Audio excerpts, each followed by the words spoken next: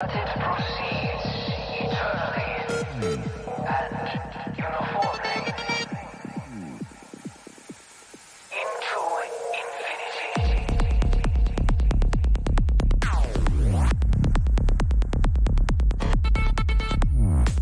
The distinction between the past, present, and future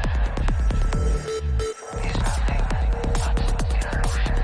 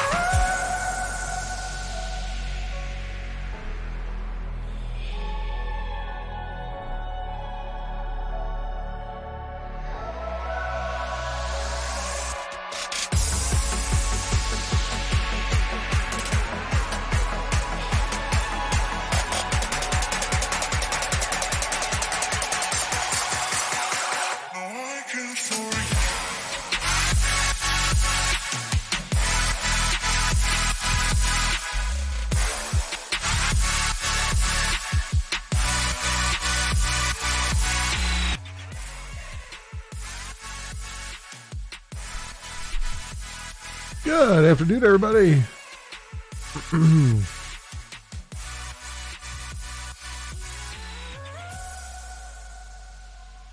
I'm just getting set up here, my friends. And we're going to be doing what we normally do on Saturdays, jumping right in to some Glimesh development, continuing with the co-streaming stuff here. Everyone. Nope. Very nice. Very, very nice. So yeah. And we're kind of getting to here. All the buttons to push. There it is. All right. Yeah. Trying to get the we're kind of at the interesting point. Well, somewhat more interesting point. I have most of the back end, most of the settings and stuff kind of working in ideal conditions. There are a few bugs, a few visual things to work on. One of the things I was thinking as I was looking over the settings and stuff, I think when it comes to accepting and rejecting invitations, I think I want to just change the wording from reject to decline. Was the music kind of loud? Okay. Let me work on that here. Can I turn that down a little bit more? How's that? Is that a little bit better? Can you guys still hear it? All right. Oh well, the music just the track just ended, but let me know if it's still somewhat audible here. Okay. Hopefully that's still pretty good. I trying to find the right balance of my voice and the music is a little bit weird, but we'll keep it there for now. Let's see. What do we got here? Cool, thanks. Right. So yeah, I think the first thing I want to do is I might not do it today, but it is something on my list. I think I'm going to change the word reject to decline, just so it's a little more cordial. You know, you're not making a judgment call on the person. You're just saying, no, I'm going to politely decline. I'm not just rejecting you. I think that's a little bit nicer language. It's just I get used to accept, reject, all that stuff. But that's something I'll come back to. What we're doing now is I got the basic plumbing in for the settings and stuff. So today I'm going to kind of try to work on the actual streaming page here. First things first, though, is we need a way to have a view into the co-streaming stuff from this page, so that you as the channel owner can, jump in and say yes, either start a co-stream if you're hosting one or join one that's already started, that kind of thing. And I'm thinking of having it be a pop-up window, just so that you can leave the window open and put it somewhere if you want to, or you can close it if you also want to. But I figure that might be the best way to do it right now, just so it's out of the way and you can do what you need to do with it. What that window is going to look like is what I want to work on right now. So first of all, I want to let's get a wireframe going so we can kind of plan out what at least the general look and feel of what this is going to be. So I'm going to do a new wireframe, and this will be so we'll call this the stream dashboard. And this is kind of the point where we're at, at some point I think all of the all of the channel settings over on the settings page here. Like all of these, I kind of feel like at some point we're just going to need to do like a dashboard, like a separate creator dashboard to just put all those things under. That's, you know, opens in its own window, is mobile friendly, you know, with the giant buttons and things like that. Because I feel like we're getting to that point where we really need to be able to manage the stuff about a channel. And I think there's a lot of overlap. Like in channel settings, you got like a lot of different overlap in here, which could be broken out into a few different things and stuff like that. And I understand why the overlap is here, because you don't really want this sidebar to go too crazy, you know, go too far down the page. But in that same vein, it's just you know, you have your regular user preferences here, and then you've got your channel stuff down here. I think is have that be in its own separate world will allow you to kind of dig around there a little bit easier. But you know, that is a much bigger change than what I'm going to do anytime soon. So that said, on our channel page here, I am going to a screenshot.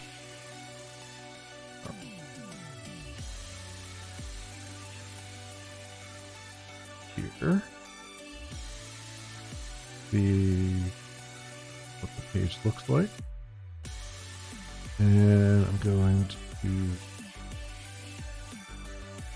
I can just pop that right in here, right? Yeah.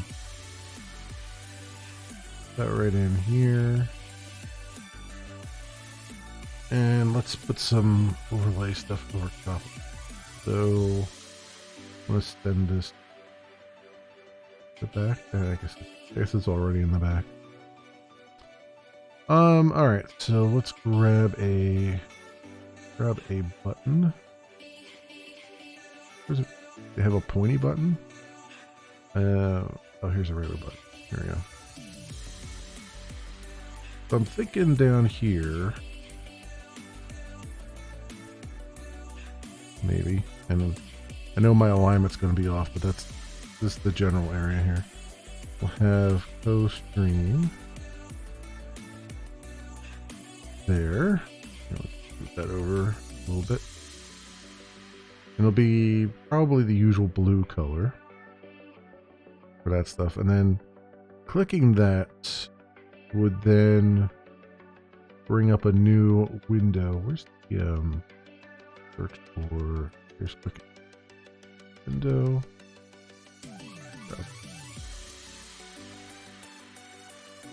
And probably without the actual window frame and stuff, it'll just be its own thing.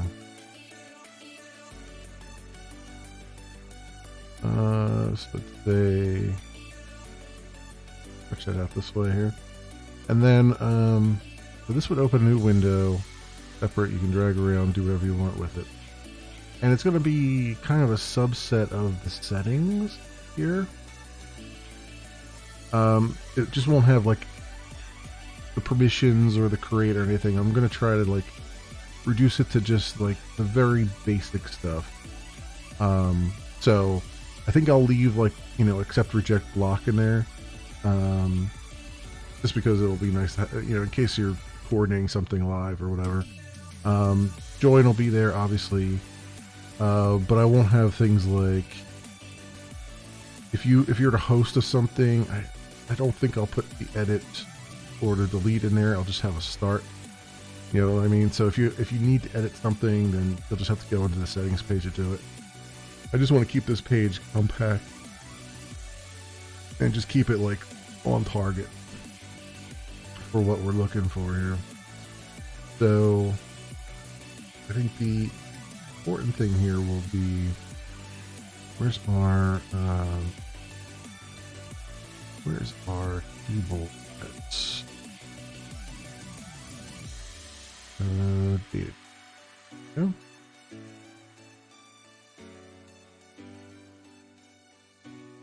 So I think what we'll have, we won't have the We won't have the settings sidebar because that just takes up unnecessary room in this case. You're only going to be doing this one thing.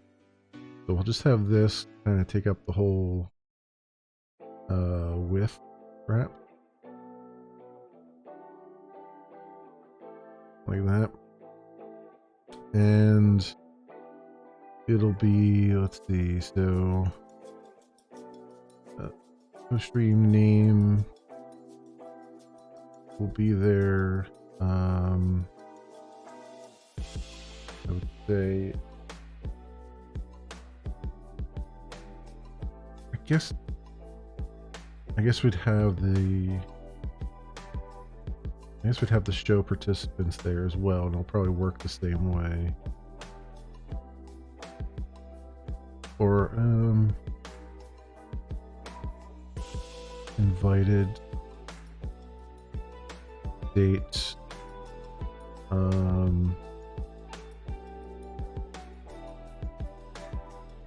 participants, and then it'll be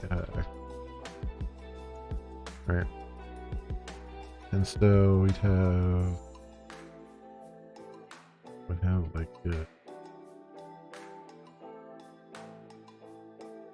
stream one,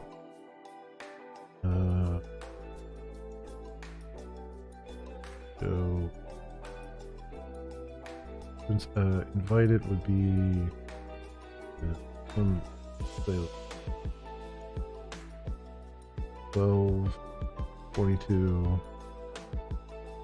you know, whatever. Will be our standard format. Go participants, and then it would be so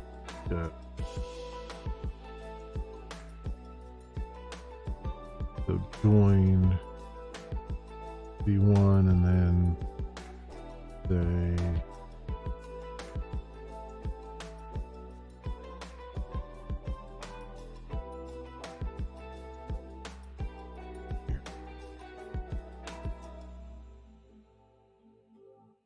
all this like invited to drink one, so stream two or something. Go participants, that would be start, stop, depending on what state it's in. Oh, I probably should put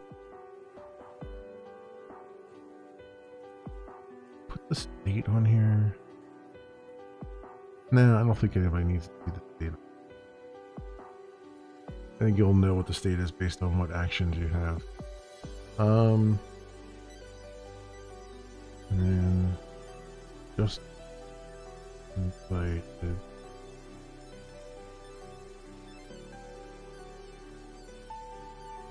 Three, 22, 22, and that would be, and that would be, step, reject, decline, block, on that one, like it would be on the settings page.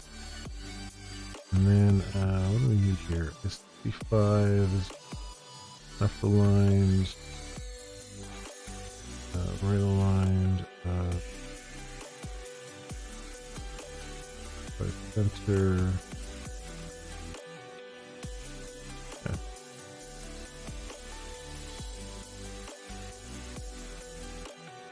It'd be something like that.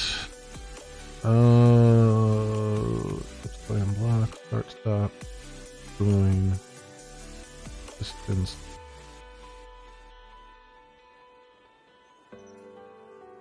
Hopefully, yeah, I think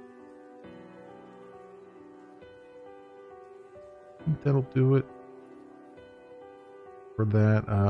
Trying to think if there's another control I'd want to have on there under like actions or something. And I don't think there is right now. I think once we tackle in phase 2 the chat, I might have like the toggle in this window where you can say, you know, whether or not you want a single chat or not. So that might be that.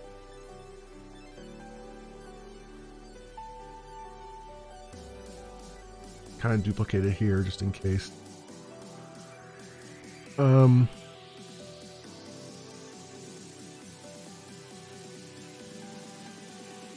I'm like debating whether to put like the managed block list in here and stuff. But I don't think that's even necessary. I'm kind of leery about even having the like pending. I guess I should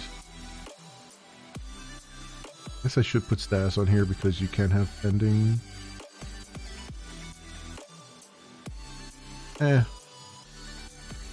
I don't know. I'm on the fence about even showing pending ones in here.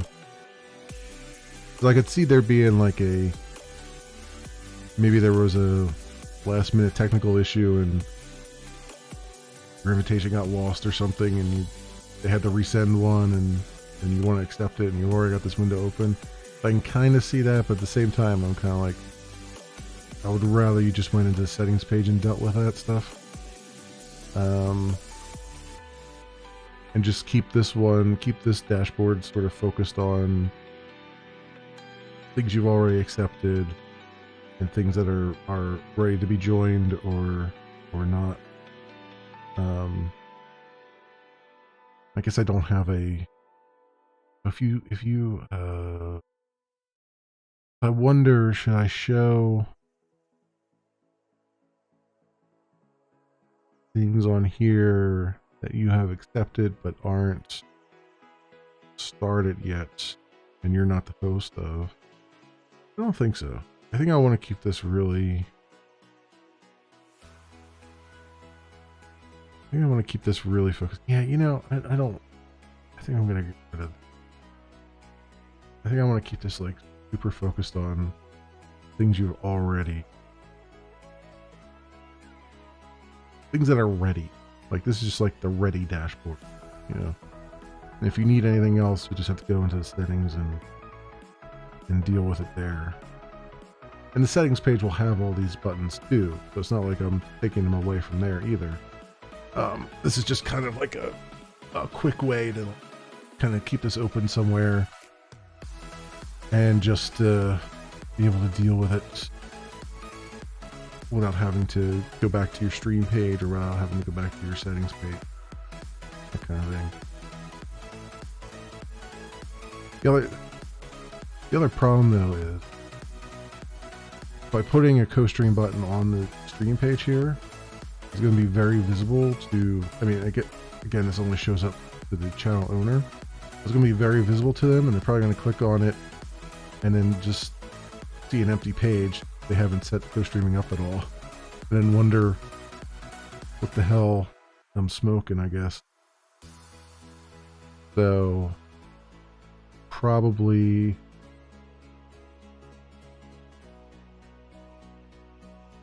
I guess I could just put a message on there.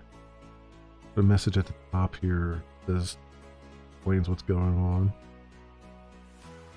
So do something like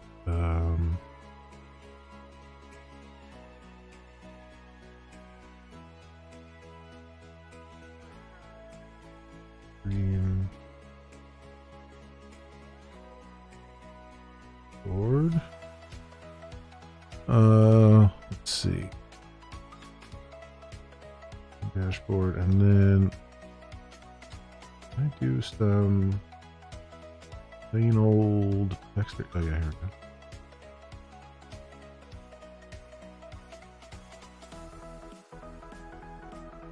go. Okay. So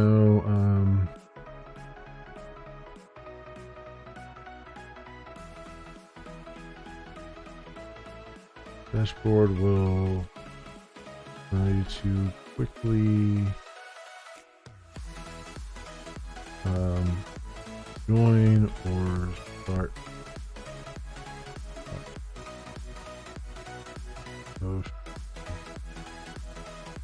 You are a participant. You are a host or participant in. For page will only display the streams that are to be launched. For more control and the ability to create a stream,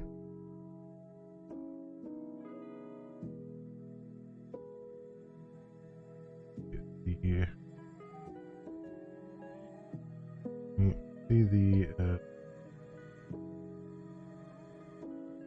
channel setting, see the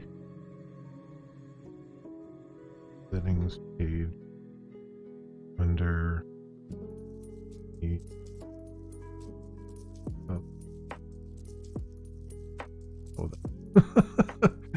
I'm not, it's not going to be a Shakespearean sonnet, put it that way.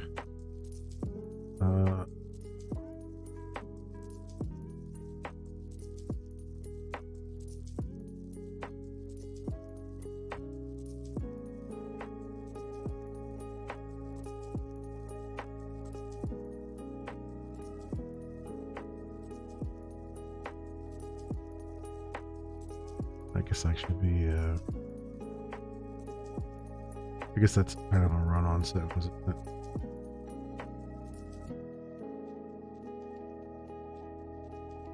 More control, nearly great for the stream.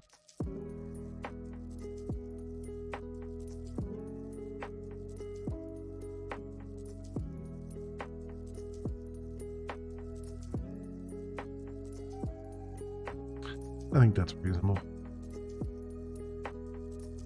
And then that way, like, in theory at least, you won't have 92 lines of data here to sort through. So we'll see on that. And I wonder if I have invited here, and I'm wondering if I should sort it by like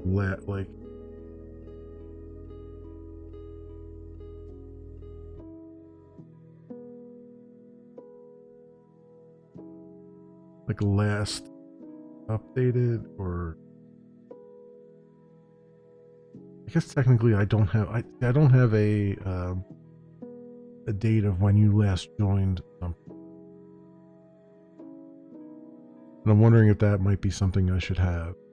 Like whenever you join, it just says like, hey, this is the last time you joined this thing, and then that way I can sort this list by the last thing you did. Like I could sort by both the last thing you did and what you've been recently invited to.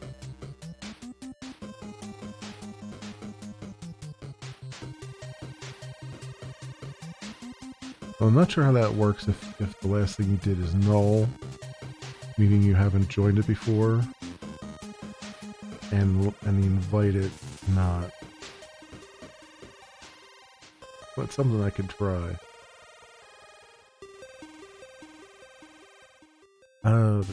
Well, that's something I can try. Actually, I do have the last update, right? Where's my database here? I update the last updated date, right? So whenever the status of your invitation changes, but I don't have a. And here's the other thing, I don't have a specific status when you join something, and I'm thinking more and more like I might want to have that. Yes, here's co-stream invite.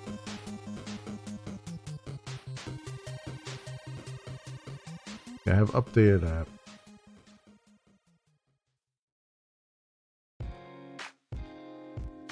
Which could be useful because that'll be whenever the last status change happens. So I could use that as the show this.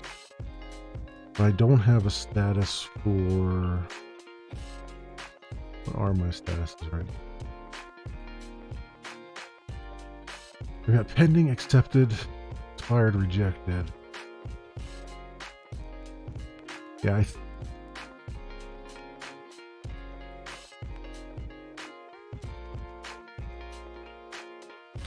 I think it'll be a good idea to have a joined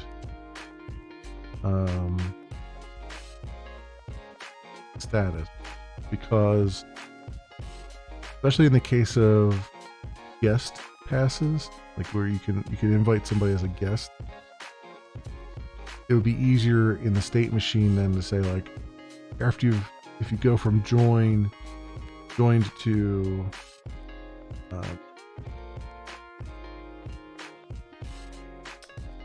I guess back to accepted. No, you would go from joined to then expired for that one, and then for anyone who's not a guest, they would go from joined to accepted. And then that way I can make sure that you don't join more than one co-stream at once. Because then I can just scan that table and be like, make sure before you join something that you're not already in join status on something else. And if you are, either alert you or just immediately unjoin anything else that you were joined to. Because it could also be an error that the status didn't revert back or something.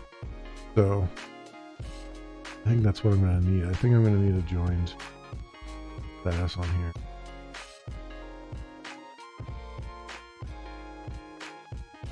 Yeah, I think that makes sense. So I can add that to the email. And what's our co-stream status?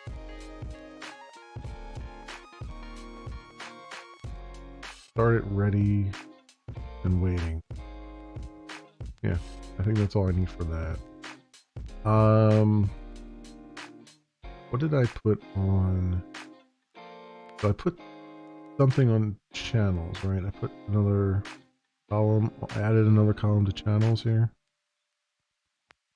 I had two columns. Okay, so I have co-stream ID on there, which is good, and co-stream act.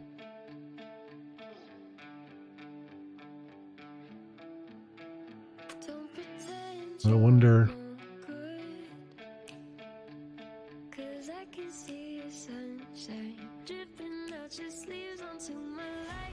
So is co-stream active redundant at this point? Or is it actually useful? I could see it being useful on like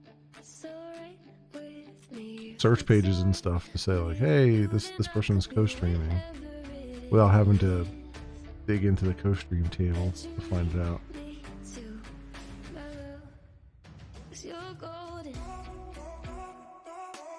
Yeah, I think I definitely want to have the flag there, because in the absence of that, I'd have to null out the co-stream ID to be certain that the front end doesn't think you're still in co-stream mode. And I think I would rather have just a master flag to worry about rather than to worry about nulling out co-stream IDs. I mean, not that it's that different, it's just, I think it's always probably a good thing to have just a flag there. Because then I can just, because I'm also thinking about GCT dashboard stuff, which is another thing I'm going to have to dig into. And maybe giving them, the GCT, an ability, any admin's ability to, like, if somehow a stream got stuck in co-stream mode, they could just go in and flip that flag to false and everything resolves itself without losing any like previous connection or anything like that was there. So that's probably the way to go. Yeah, I think this is probably good there. Now see, I have a use co-stream tags flag here.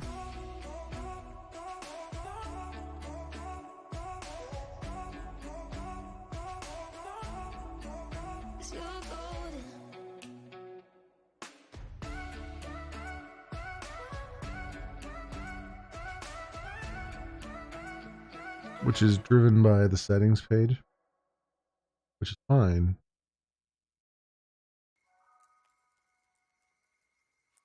But I'm wondering if, no, I guess I'm going to have to overwrite the tags and stuff.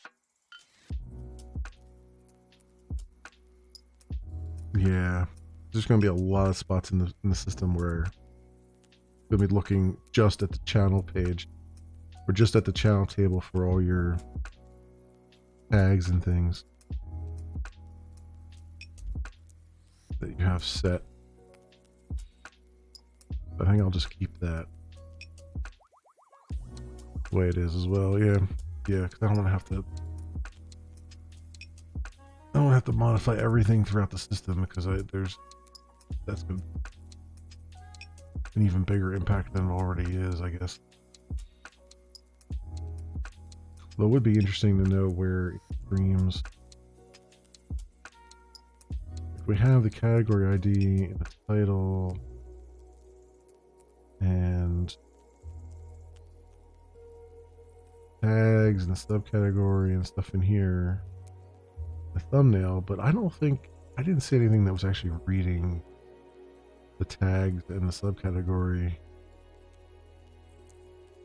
or a category from the stream table. It seemed like, at least the streaming page seems like it reads it from the channel table.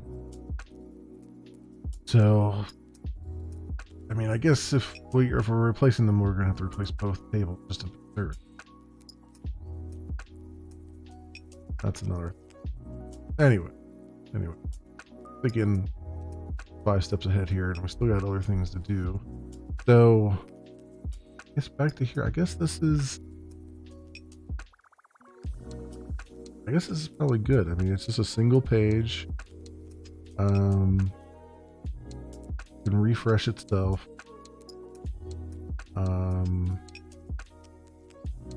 More importantly, it'll have to listen for whatever signal I send across. Say that things have been updated, so it'll actually refresh itself automatically without the user having to do it. Is the more important thing. Although I think too, just to be on the safe side, I think I'm going to put a refresh button on the page or a reload, just in case it doesn't automatically do it itself.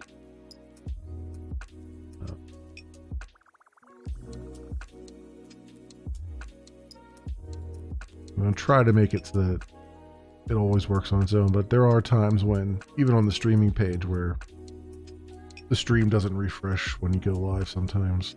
So things do get lost in the show. So that way here they can just do that.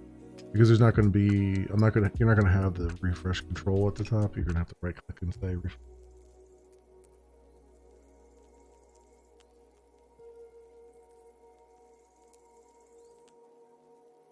So that's fine. I think that's good.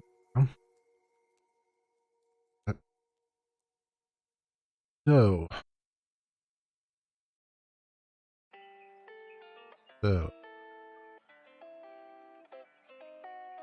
and then I think, yeah, and then it'll just be, if you don't have anything, there'll just be a message. This will be replaced with a message like, you don't have any, you haven't joined or hosted any co-streams yet, kind of thing. And again, this button will only show up for let me put a note on that. Where's the there.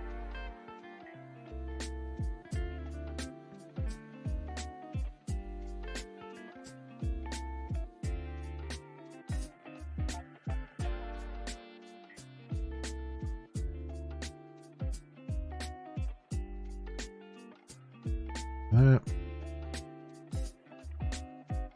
for now. There might be in the future, I might want to make it so that mods can do it, but right now I'm more concerned that co-streaming is kind of a weird one, right? Where it's like, yeah, you can kind of give your mods the ability to do it, but at the same time, it means that they're like able to control the content on your stream, and that's sort of one of those things where you just kind of have to be careful with that. So.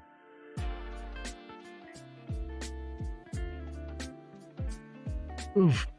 Okay. All right, we'll roll with that for a moment. Now the thing here is, I'm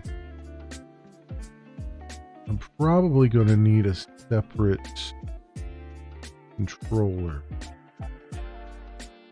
right? Because where's our controller at for this guy? The streaming settings controller. Yeah, because this has the user sidebar plug on it. So I'm probably just going to create another, I'll call it like a co-streaming dashboard controller that doesn't bring in the user sidebar. Still does this stuff pretty much. So it's under co-streaming live. Yes, let's do that. Let's get a controller set up, and I have to get a route set up for it, and all those fun things, and we'll start to see what this is going to potentially look like. I can throw a button on the page and all that fun stuff. So start with grab. I'll grab.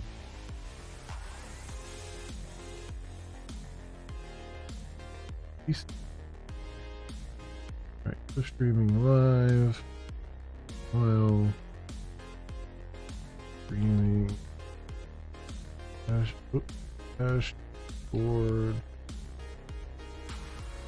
Controller.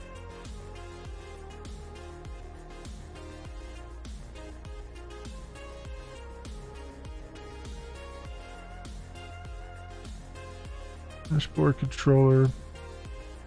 Blah blah blah. And but all right. Oh, by the way, anyone who is maybe new to me doing this on Saturdays and stuff, I do, at least if you're watching on Glimesh, I do have the questions welcome tag on there, so feel free. Ask any questions if you're curious about stuff, what have you. I'm not looking to be in like total concentration mode or anything like that. If I was, I wouldn't be streaming.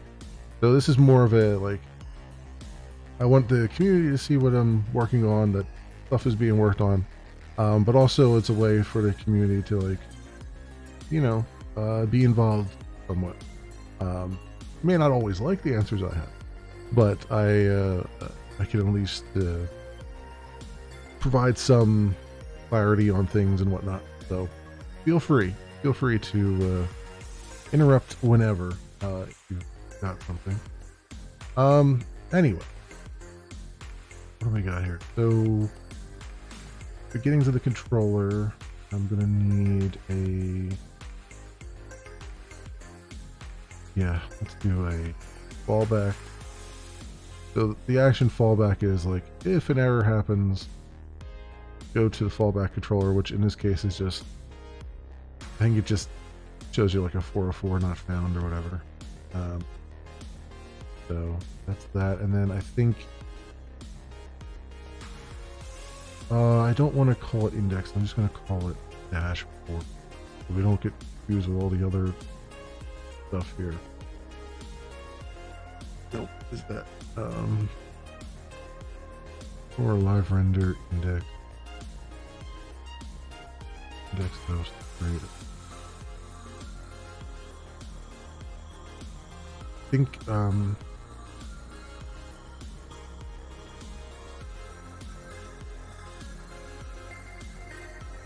yeah, I think it's going to be more like edit here, where the ID comes in the params. Well,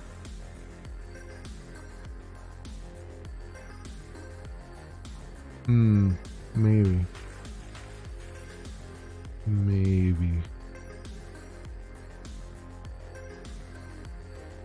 Since I'm only opening this up to the channel owner, I guess I don't need to pass an ID. I'll just look at what channel you own and just go from there. Which means that if later on, if we wanted to open up to moderators, it's going to be, there's going to have to be some changes there, but I don't think it'll be a big deal. I'm already making that assumption on other things, so yeah, screw it. We'll just do it without any. So it'll be kind of like that. We'll need an index thing, or not an index, but a dashboard.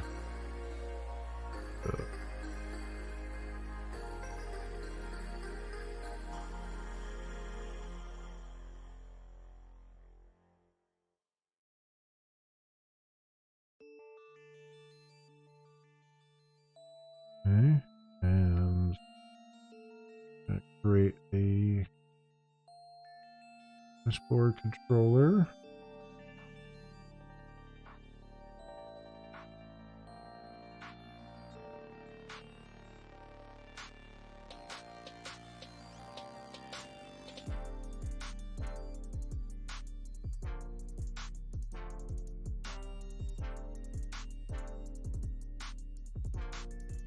Board. Oh. Dashboard. Live view. Def mount is, what do we do on that? Random session stock.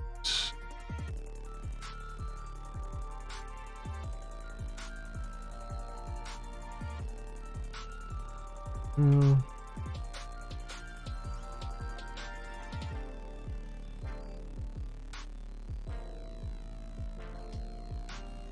over here, we'll say alias Glimesh web. Come on, you can find it. And we can.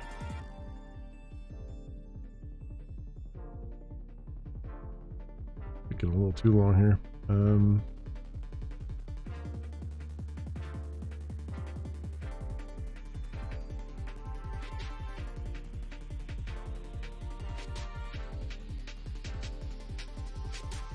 Was it live render? Was it? Controller live render. Yep.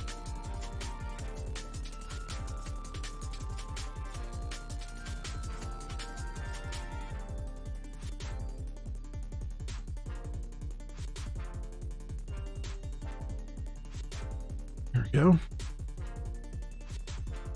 So back over to the dashboard here. Our mount stuff. So then I just need to get the user and their channel, and then we'll have to get the co-stream. That'll be a subset of the active invited co-stream. Those two things are still the same. Alright, and then where did I put the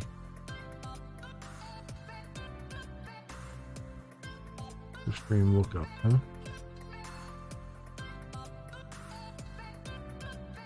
Okay, we'll do.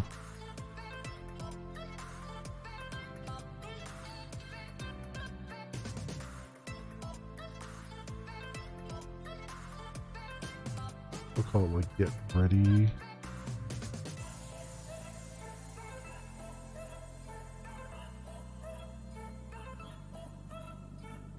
We'll say get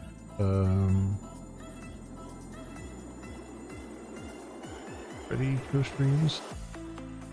So invite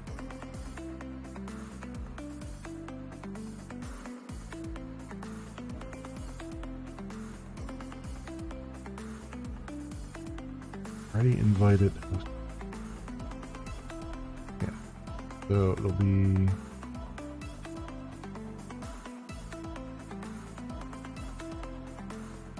take into account all the blocks and bans. That'll still be the same. I want from all your co-stream invite.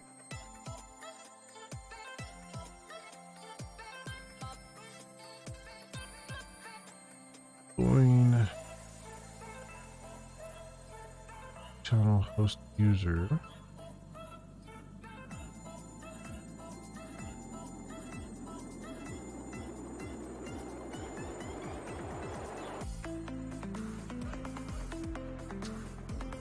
Status is not fired.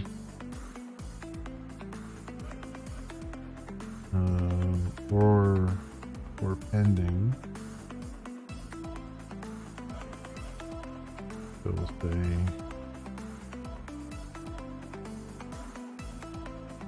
not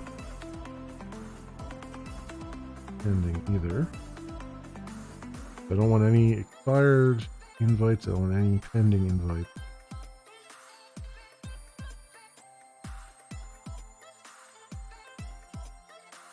I don't want any rejected. So it's really, I do a not in.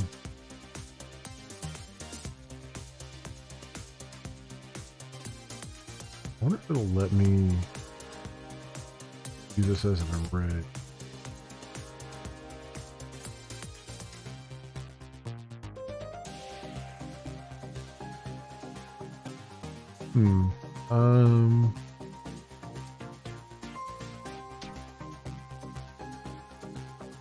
So not in.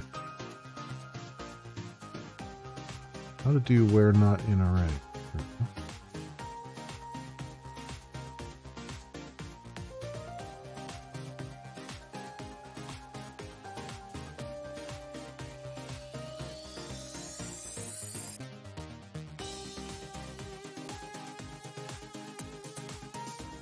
We're just doing fragments.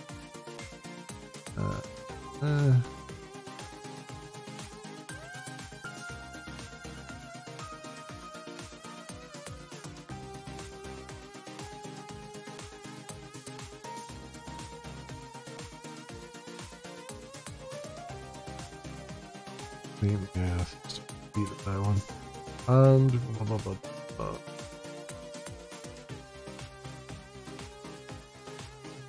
There we go. Where column in list of value.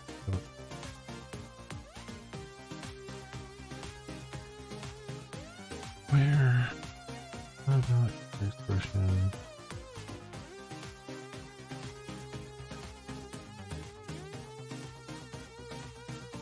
Two.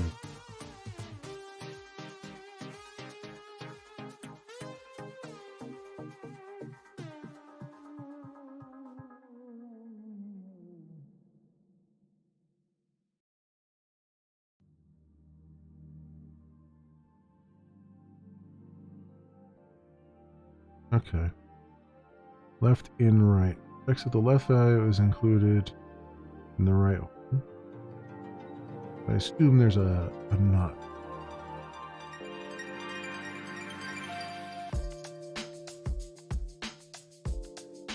Can you do a not in? Not. Yeah, not in block. Okay. Cool.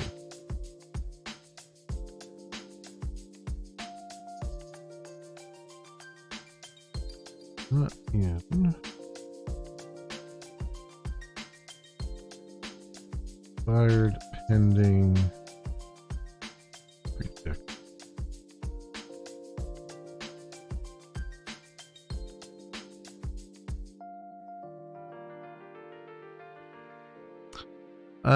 Turbo, I am coding, not hacking. Although hacking used to be the old term for it. That took on a negative connotation. This is definitely not that.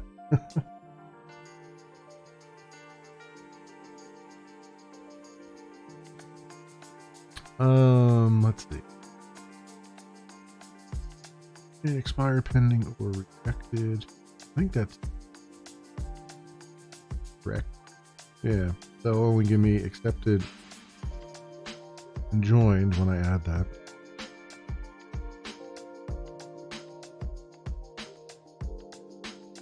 So, push out inaccessible. I think these are all still valid. The host user needs to be still a valid user. Not be banned. Ordering by status. Actually, that's probably a better way to order the whole thing. Because I can make accepted show up at the top and joined show up. Or, well, accepted joined would show up at the top and then it'd be accepted. Right. That's probably, yeah. You can only join one at a time, so you'll probably always want that at the top of the list. Okay. What am I? So this is for bringing back every invite that's not in this that is active. That is for the channel. Problem is this doesn't bring back things that you're hosting. It only brings back the things that you're invited.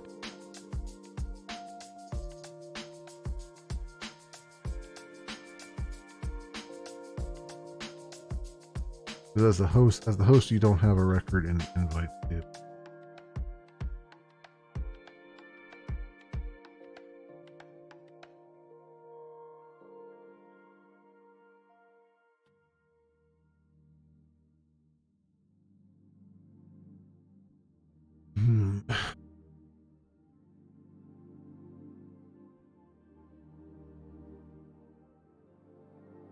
And it's not like I can just do a union, because it would be, you've got your invites and then you've got your actual host.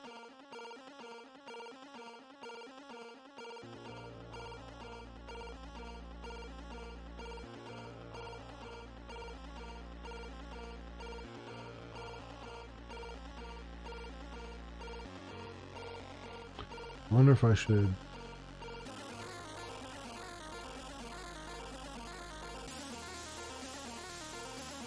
This brings me back to the problem I had initially, which is, could I combine the things you're invited to with things that you're posting? And I feel like on this page it makes sense to do that. But then, how is that ordered? This thing then. Do I put all your things that you're hosting at the top? Because they're going to be two separate. I'm going to have to make them two separate queries. And they're for different tables. So I can't like union them together and then sort them together, because they're two different sets of data. So I'd have to do it. I guess I'll have to have a separate section. I mean, I guess that make the most sense, is just have a separate. I mean, real estate wise, it doesn't make a whole lot of sense. Because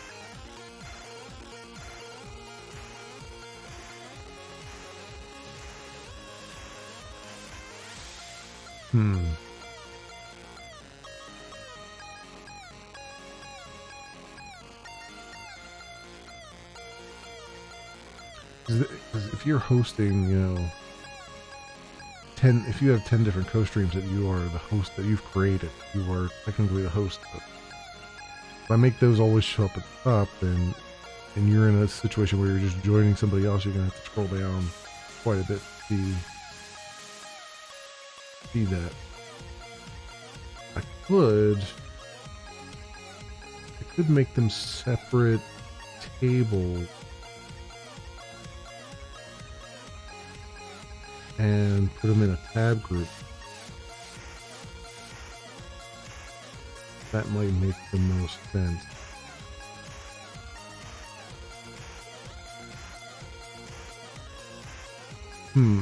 Let's think about that for a minute. If I come over here, reduce this down a little bit.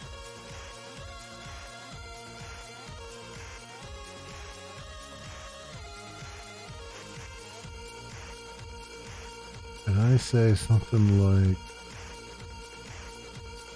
we have tab bar.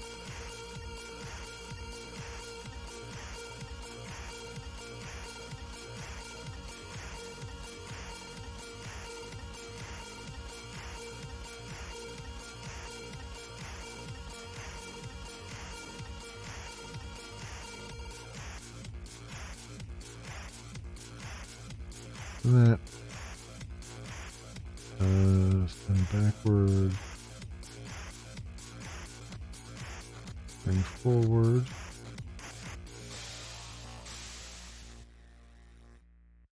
bring to front. There. So I'm gonna put this in here.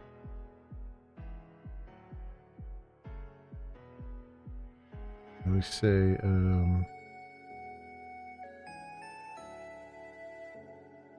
invited and host.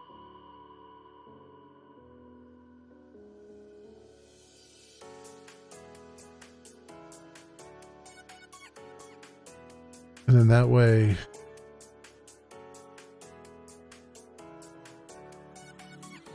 yeah. You won't see a hosted co-stream here.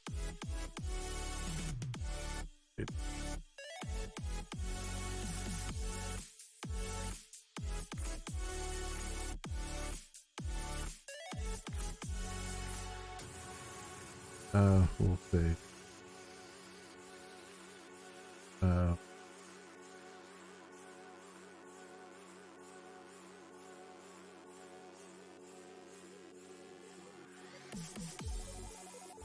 Maybe like that. And then on the hosted panel, it'll have basically start stop for all your hosts. I think that might be the way I have to do it. 2 sets of data. And it probably makes more sense to like the streamer coming in here and looking at it.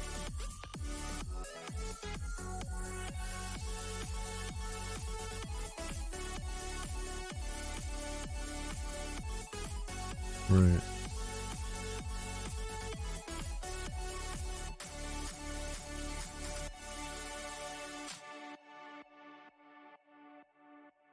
Yeah, I think that's all I'll have to do. And I'll still run the queries immediately upon coming onto the page. So the tab there shouldn't be any lag time clicking on one tab or the other. Data should already be loaded, just will be either visible or hidden. So yeah, I think that's I think we're gonna have to go with that.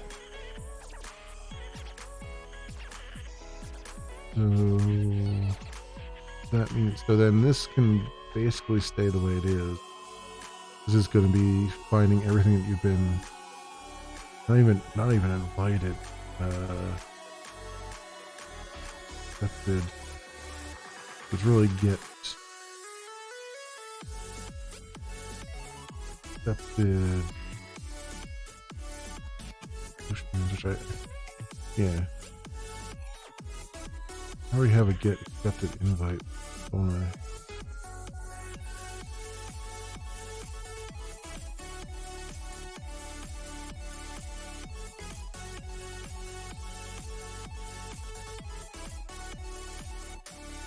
Which sorts by channel ID?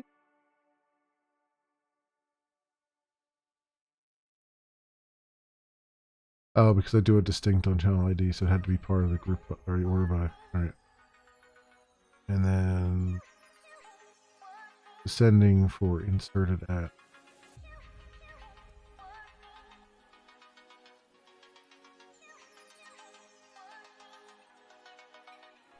Yeah, that worked. I don't really need this then. I already have the method here. But wait, do I need I need accepted and joined.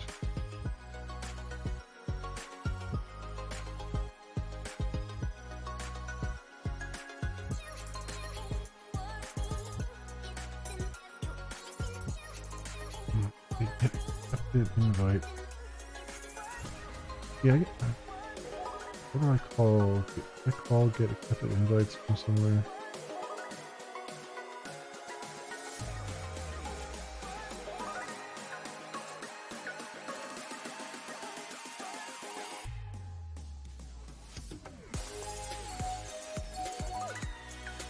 Oh, right.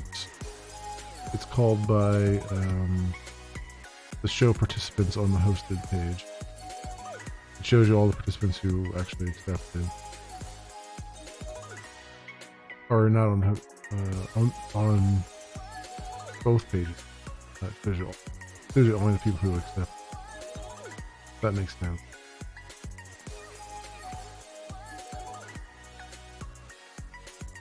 So I guess I kind of do need a variation of this because I need to show both accepted and joined.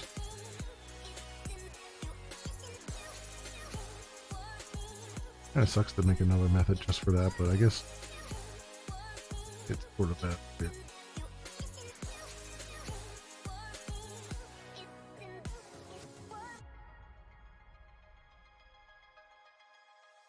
Right.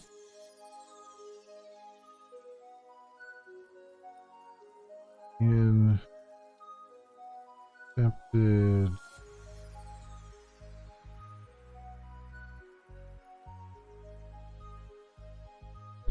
Joined.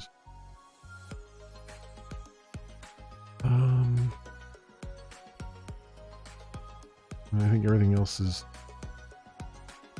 correct, although I do need to pull back the channel. I need to pull back the post stream as well, I think.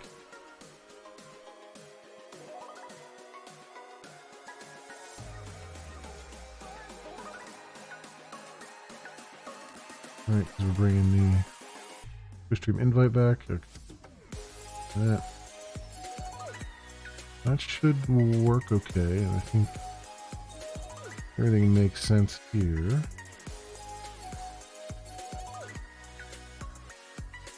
And then I gotta find, do I have a get hosted, get active hosted co-streams?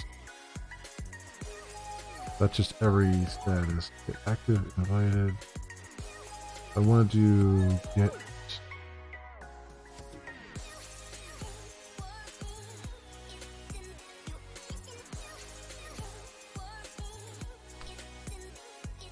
active ready hosted co-streams.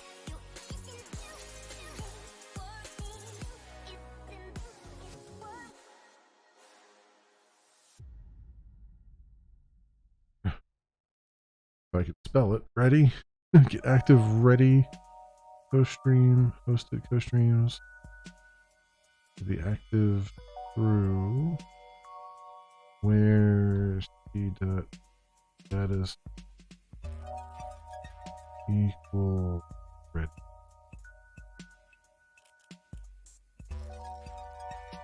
And or by not by status, but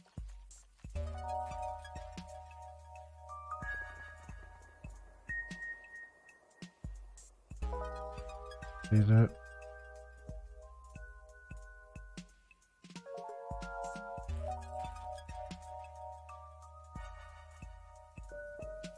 Yeah. I think it's call it update that, right? Yeah, do that.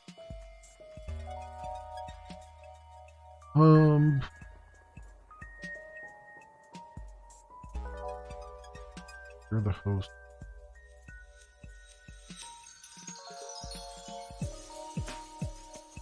Ready. Okay. Do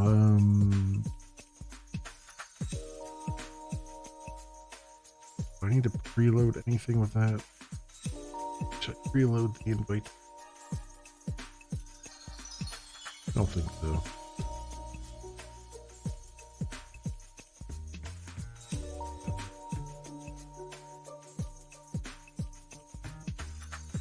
Because again, the only invitees I care about there are active, or ones that actually said they, or ones that actually accepted, aren't blocked. So that probably works on its own here.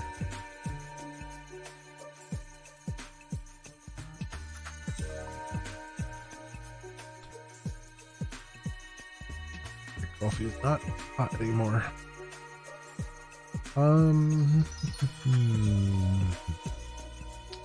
Yeah.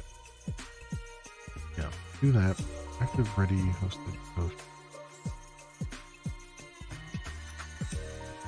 So over on, I need to call that. I need to call this. Accepted and join. Invite. That.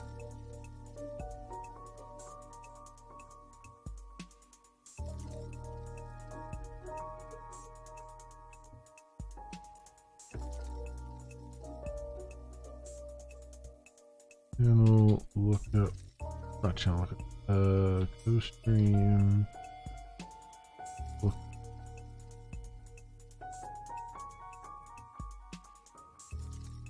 for this channel, and I need to place it here.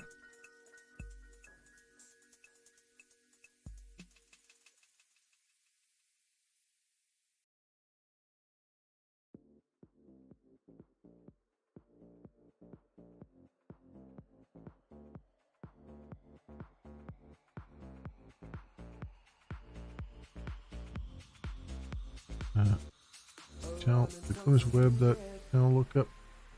I got a legend on the way. I'm falling for you, baby. What can I do to make you stay? The baseline's taking over. No, I think it was Glimesh. Too far to turn around. So turn the music louder. Streaming, maybe? And let my feet not touch the ground. Streams dot. It's not many days and you're driving me crazy. Please can you stay? You can just Channel. losing my Oh. way, but don't try to contain me. 'Cause I'm still running Here. Channel look. Glimesh channel lookup. Alias. Glimesh. No stream lookups here, or did I put it under another pack?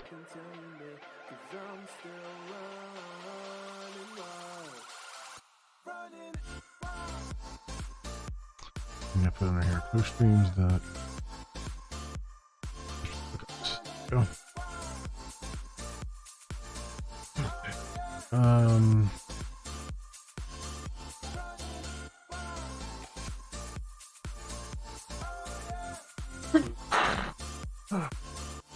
Excuse me. Stream lookup. That.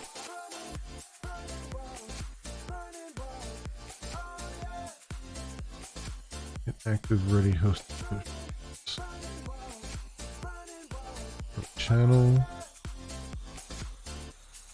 Okay. Well, that's the lookups that we need. I just have to find those out.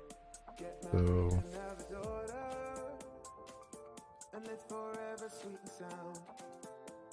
user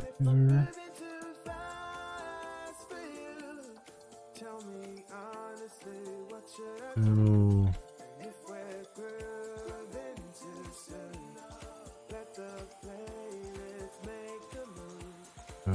Invite.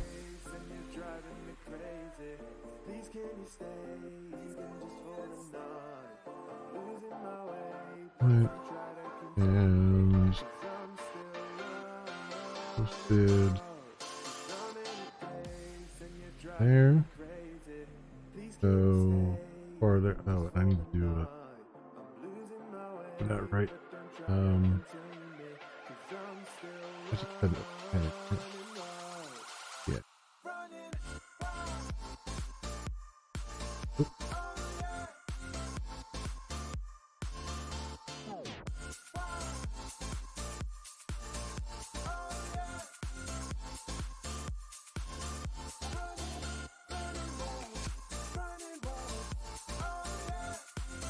All right, fine. That'll get us started on the page. I just need a dashboard.html that can take this guy. Yeah, I'm just going to take this guy and strip out all the crap we don't.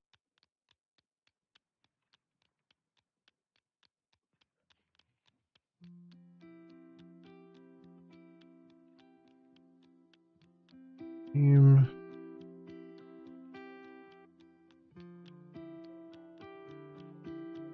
Board.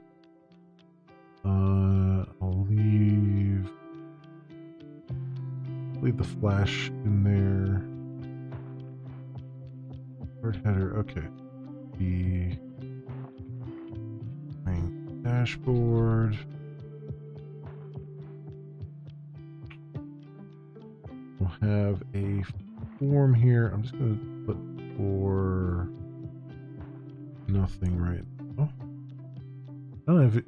Do I even need a form here? Because everything's going to be a link. Yeah, I don't even need a form because everything's just going to be a hyperlink. An on click, essentially. So, yeah, we're just going to get rid of it. I assume this will continue to work without. Oh. That.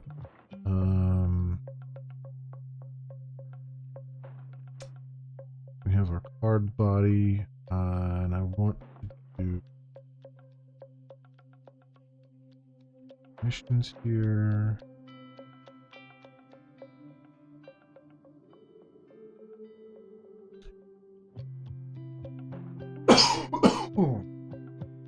Excuse me.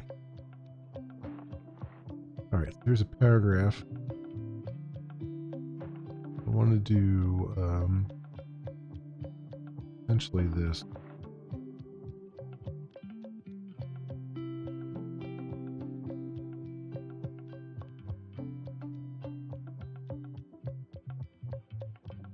Essentially,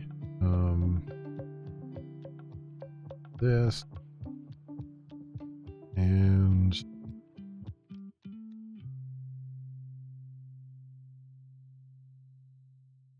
just going to get rid of that. If false, do not qualified. Oh, I never actually set up the condition to show you that you're not qualified. Oh, that'll be a thing. So this does set up the. This is a good way to put the.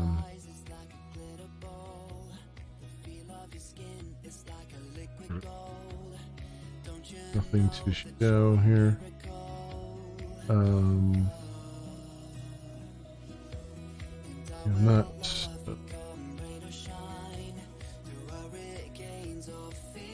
posted or been invited to a co-stream yet.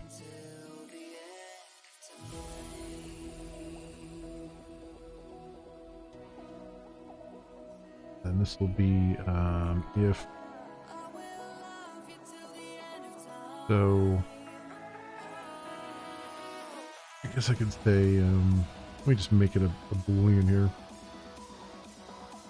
Nothing. No equals.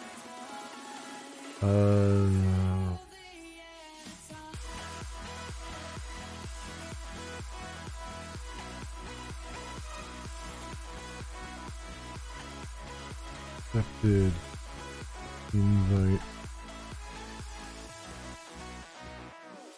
Yes.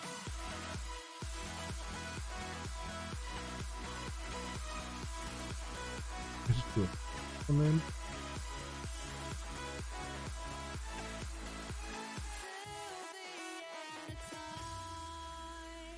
maybe?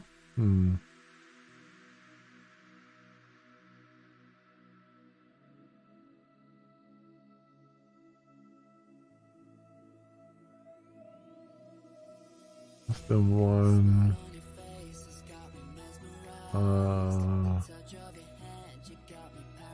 And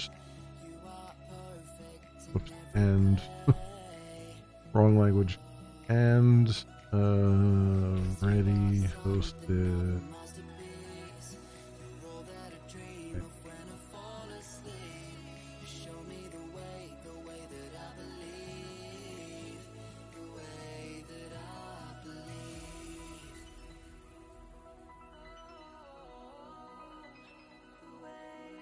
That, and then over here I can just say if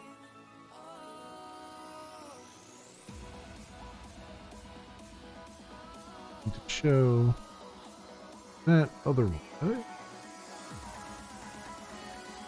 We got here.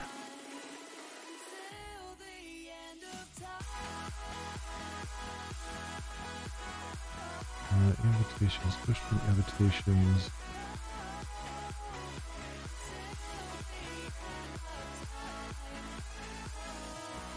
Need all that. Complete the modal.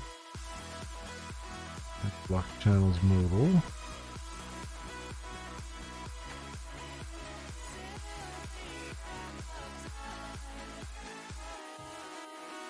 Show participants modal. I'll hang on to.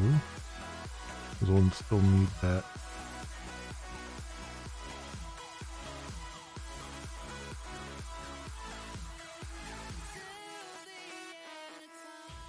And we have the invitations table here, which I can just modify for our purposes. So that would be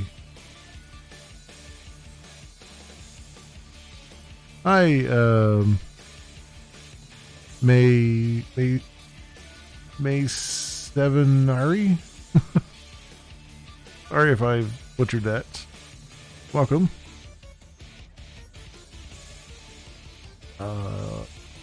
So I want what was the columns I wanted? I wanted name, invited participants. So title, invited participants. I don't need this. That. Rid of this. There we go.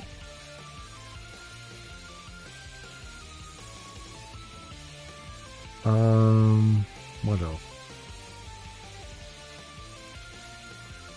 So it's not active. I think it's what do I call it? Invite.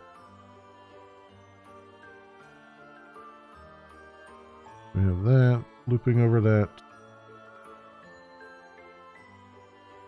Invite rows. Show participants button. I mean, all this is probably just good as is. We don't have to check if it's pending because we're not showing anything that's pending.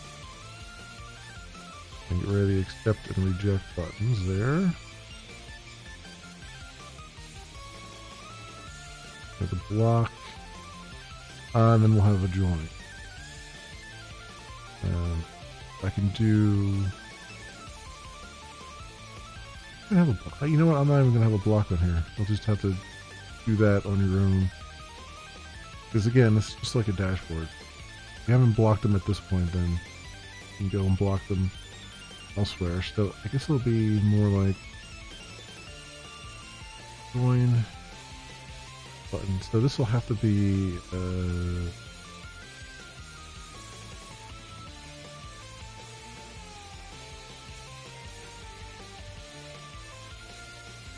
if invite status equals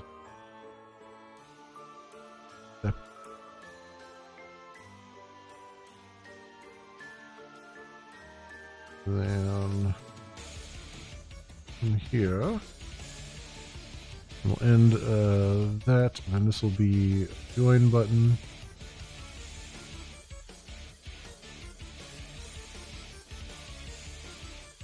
I'll just call it. Actually, I'd rather it was an actual button. Yeah. Yeah, I'd rather. Yeah, I'd rather it be an actual button. You can see it. So, button. Click button ID. Class would be.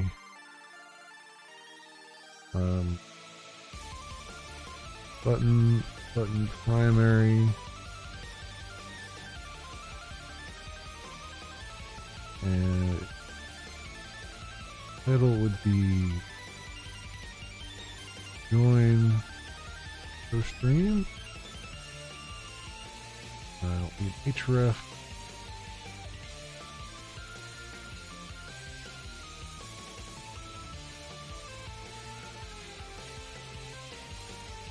Co-stream.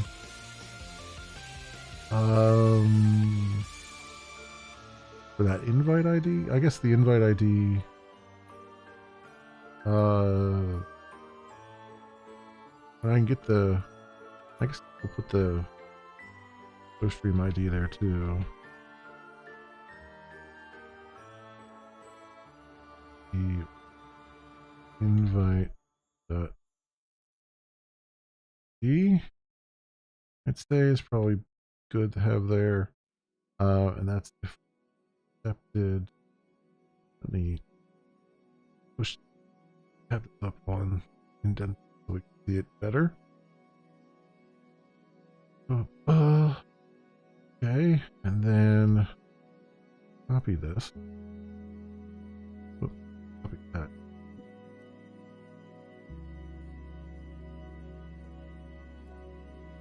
And we'll say that the invite status is joined, and this will be leave button. It'll be leave co-stream, leave co-stream, and invite and co-stream ID will still be fine. Might as well, we have them on the page, I might as well send them back, and I'll make the back end on this just like ever so slightly. Potentially. I guess it's not really making it any easier. Because I'll have the co-stream ID from the thing. What would I need the co-stream ID for? Oh yeah, I guess to populate the alert. I'm just sending the invite ID, which is the record ID. Yeah, I guess I don't. That is spurious at that point. Because I got to do a lookup anyway. Make sure it's in. I got to do a lookup anyway to make sure it's still in the status that I expect it to be in. because they could be clicking the leave button on a page that hasn't been refreshed, and then I got to make sure, I got to go read it from the database, make sure that it's in joined status before I try to set it back to whatever status it needs to go into after that. So since I got to do that anyway, I'm going to have the IDs that I need, so I don't send it again. So that's those two. That's the join and leave button. It's basically all you're going to have for an invitation table. And then I'm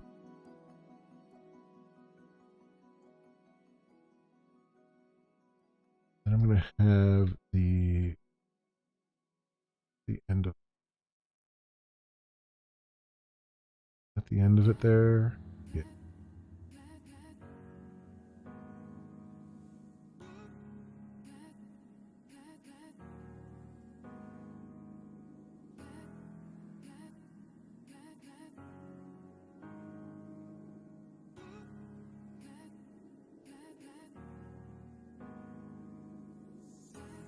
Good.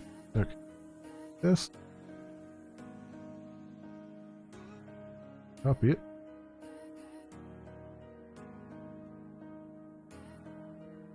Paste. And then this will be the post-it table.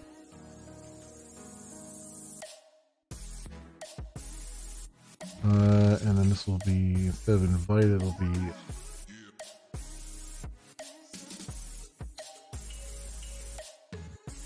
I guess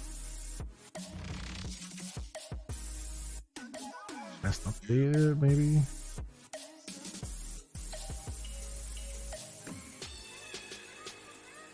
I'll just say updated. We'll do the update thing there, and then this is not invite. This is posted.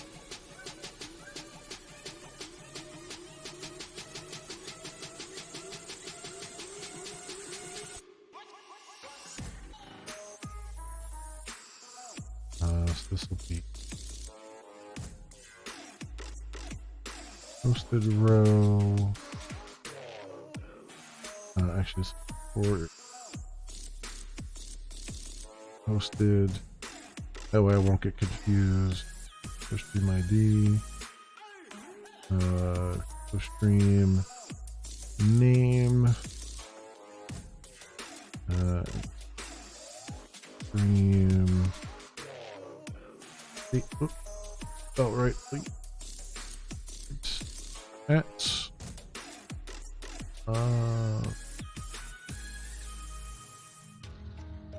participants again, and then actions.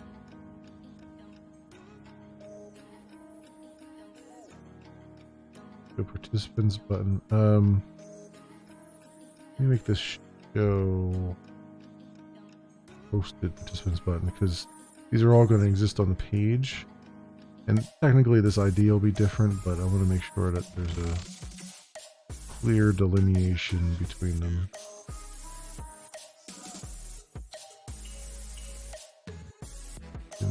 Button.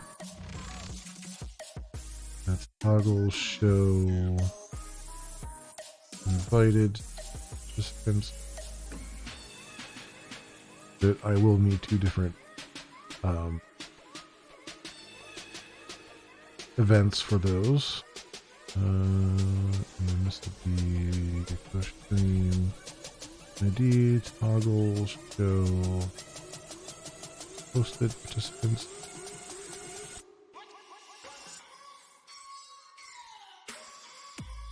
ID there.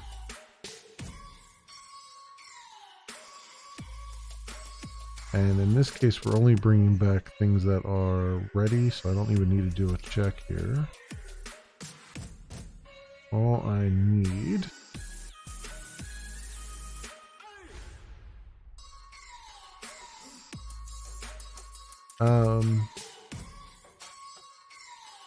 no, I do need a check for start versus stop.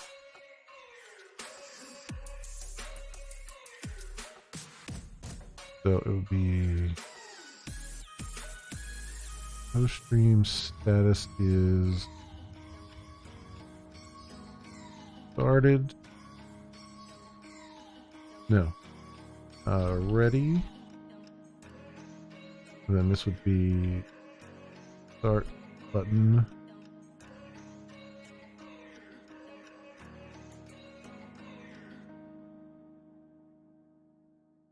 Start host stream.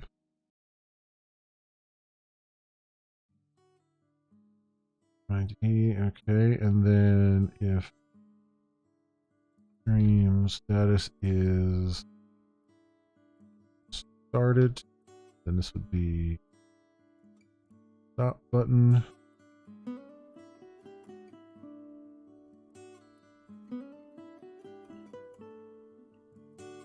Stop host stream. Stop host stream. Host stream there. Okay. Now I gotta tabify these in Bootstrap. And it's been a little while since I've done Bootstrap tabs. So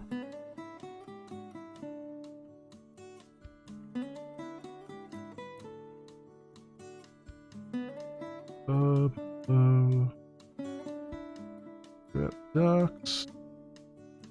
I want what was this?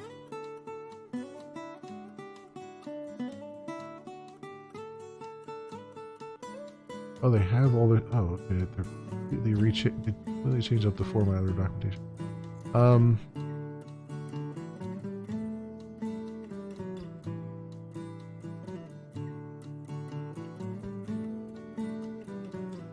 right.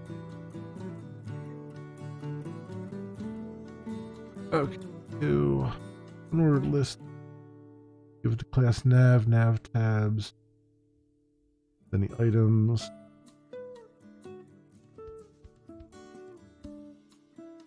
Whether or not it's active. Then nav item nav link. Okay, with an href to the current page.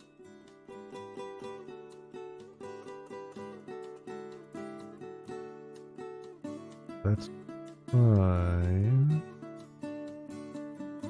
Then how do I link them to... There's gotta be like a data thing here. Actually link them to the div, right?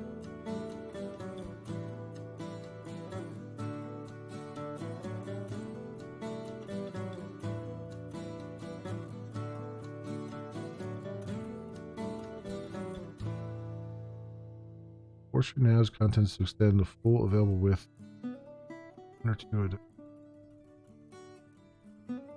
Blah blah blah.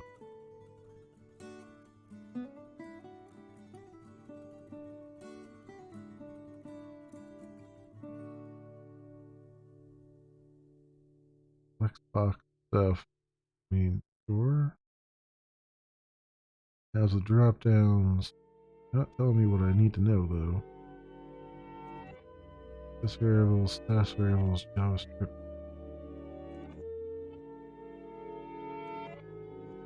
Role presentation ID. You have reached the voicemail box of Kino.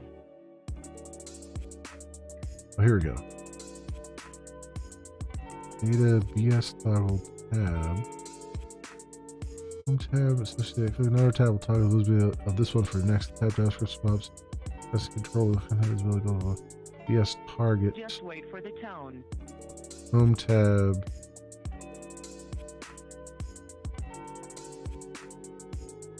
Div class tab content. Tab pane page show. Full tab panel.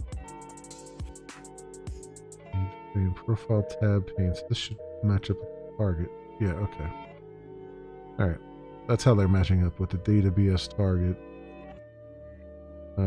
And then down here you have a class tab content, which will hide everything by default. The person you're And then you got tab pane, is not available fade, right now. which tells you to fade it out. Show, which means this is the show this one. And active means this is the active tab by default. Okay. Alright. what I'm looking for. So, we want to If you do need further assistance, use enter class PAL tab now. hunt.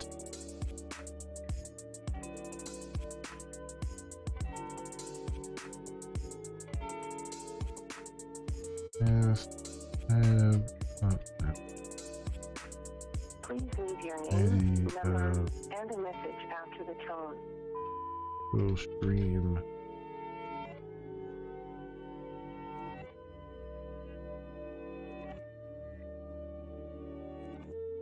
That's all the way at the bottom here.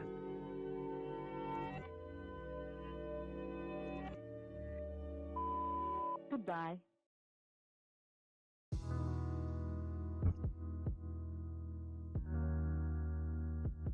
Have all this up here. Indent all that by 1. There we go. I'm gonna indent it even more here. I'm gonna do. I think we're gonna leave the div class row and stuff there for now. And just do div class. What was it? Tab pane? Was it? Tab pane fade. ID role.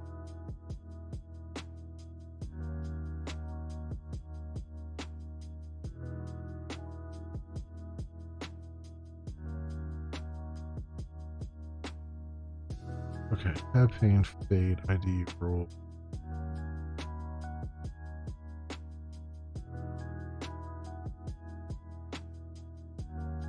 No active. ID would be invitations.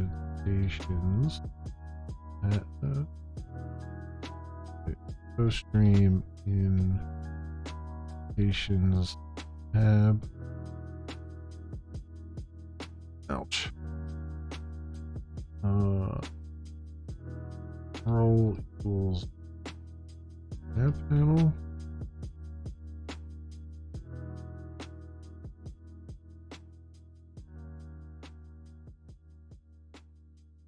Row index. There.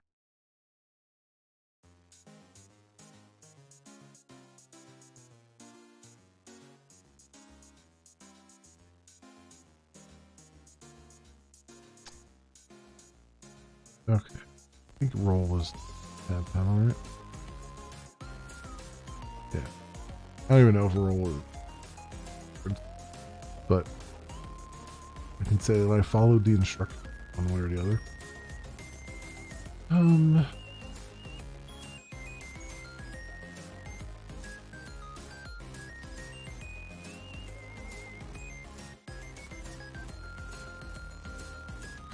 We'll do the other one.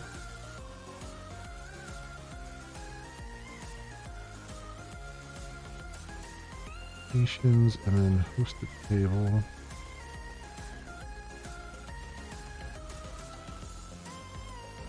Active and show off of this one. The co-stream.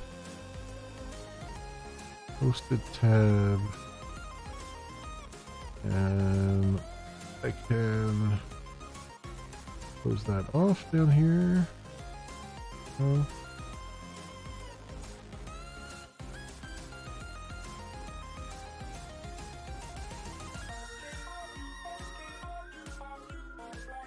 Good.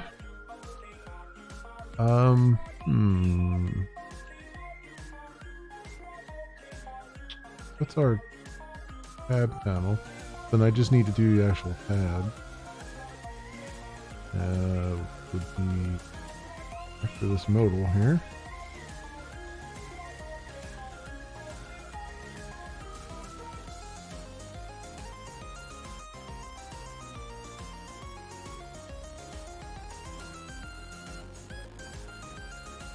See it easily.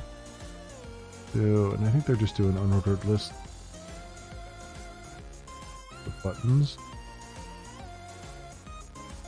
You want to do a button or they just had they had I guess they can do it with a button rather than a rather than an href,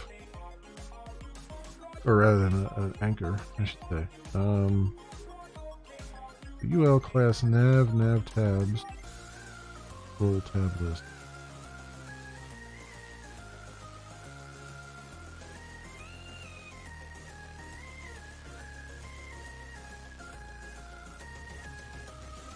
Role tab list.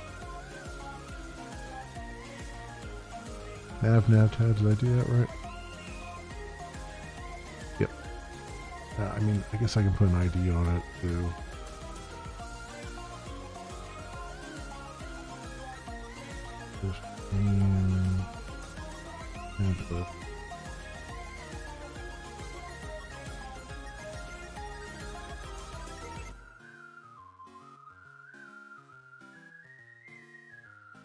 And then what is the class on item? Is there one on the item? Nav item role presentation.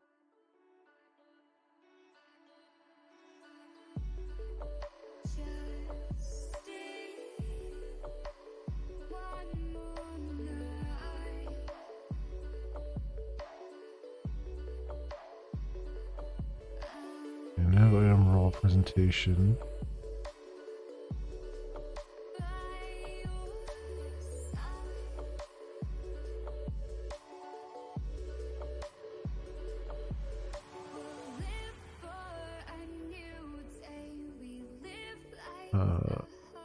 The button in there, right? With the nav link blast.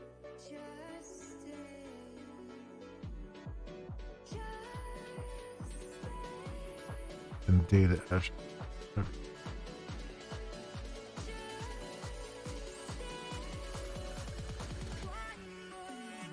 Nav link.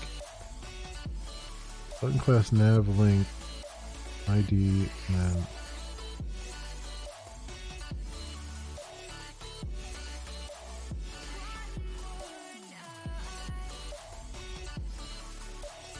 ID will be host name, invitations, tab, bar.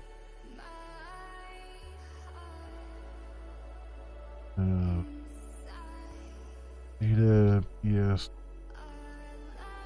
toggle, was it? BS toggle and data BS target.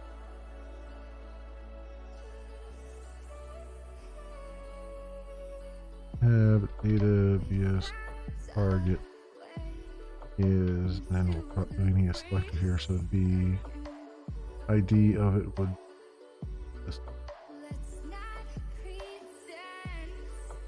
tab.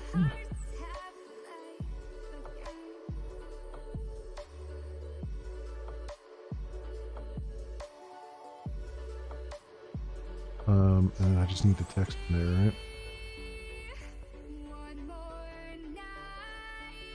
Yep.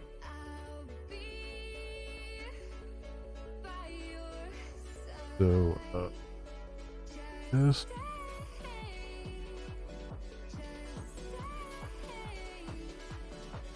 Text,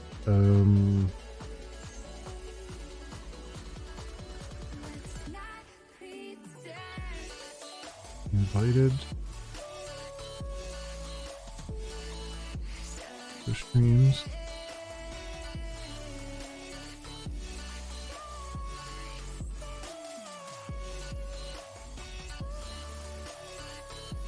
Okay.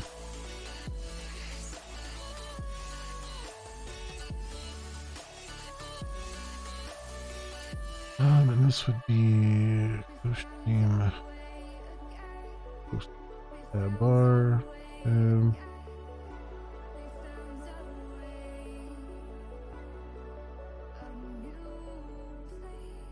tab,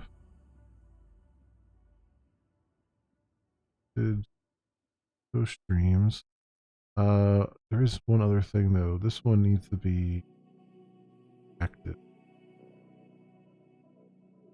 Yeah, okay. Nav link Right.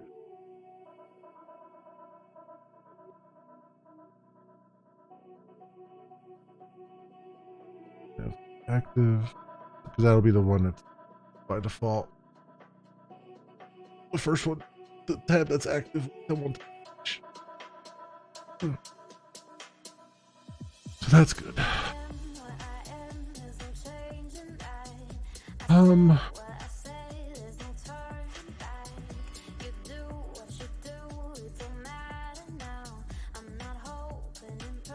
Well, I guess we can just see what we're up against here.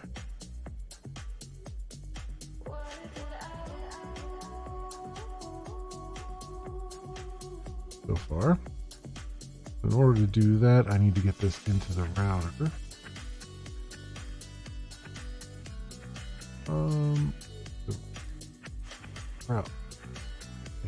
Router. So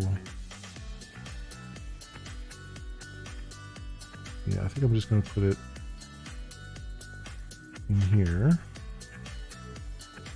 Get users, settings, channel, streaming, dashboard,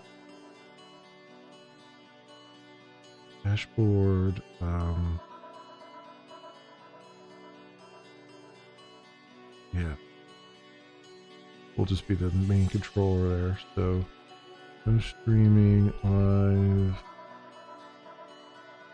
no streaming.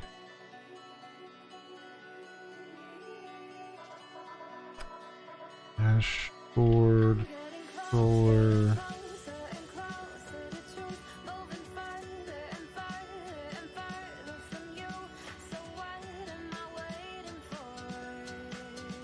So I'm typing it through browser, required authenticate user, require user as channel. Dashboard. Yeah. Okay. That's in the router now. Streaming is streaming dashboard controller, right?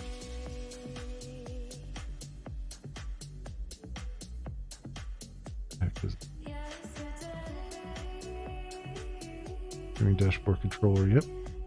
So that's the routing.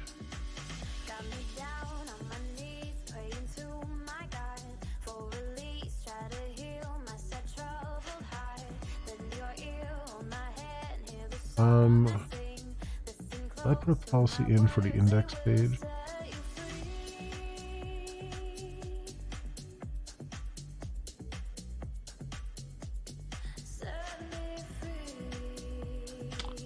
I don't think I did. That might be something I need at some point. No, for now I'll do it without the policy file. Just make sure it works. What else?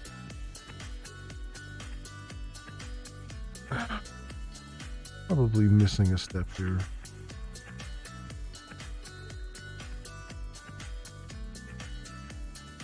Oh, I need a button to launch it from. There we go. That would be important. So stream HTML. Let's see. Where is the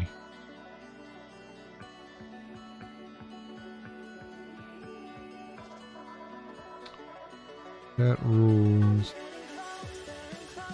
Profile. Chat. The metadata study above this. Little body. Little dialogue. It's the debug modal.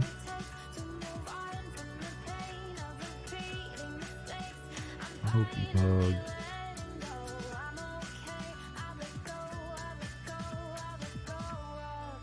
Social button. Gotta be in here somewhere. Column 4 align self and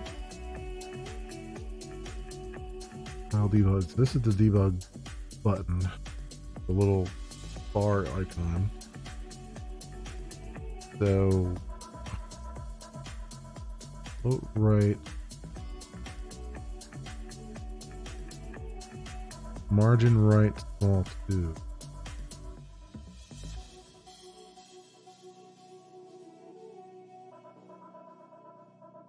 This is only call 4 though. Where's the other div at in this row?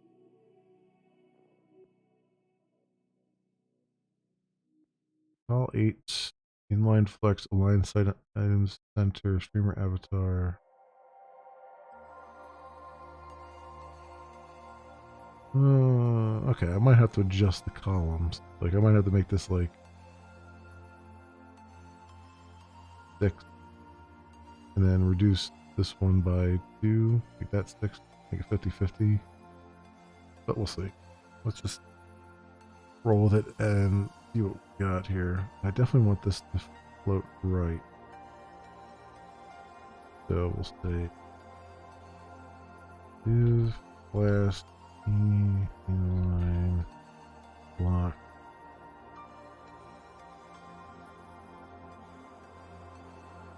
Button.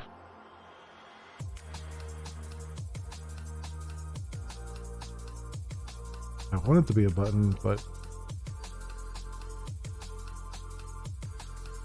it's really going to be a link.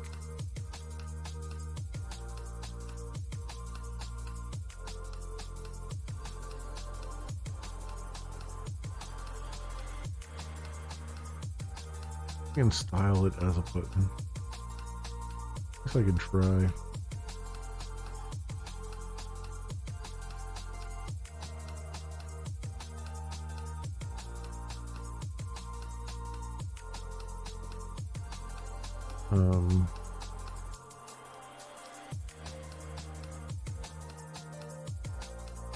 New primary.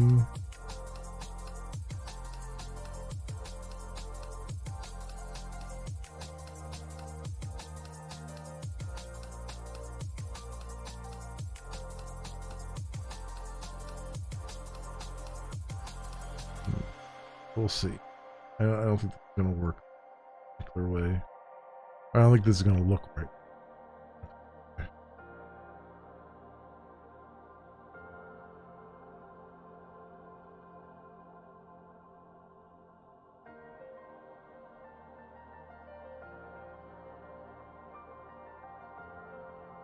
Should I put a hyphen? I guess I put a hyphen everywhere in CoStream. Someone tells me not to.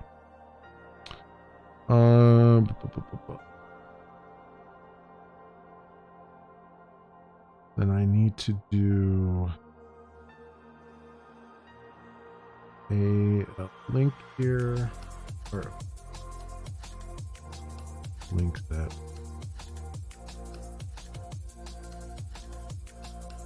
There you go. Oh, that's right. I can do this. I should probably do.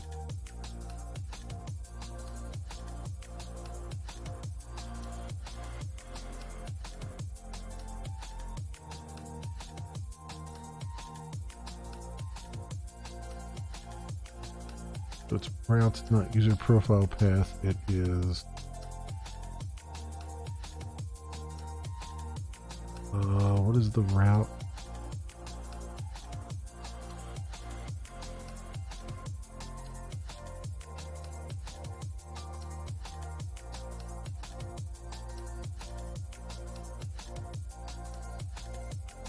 I guess it's gonna be co-streaming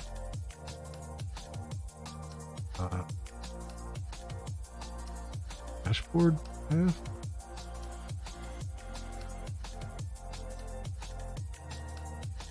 What does the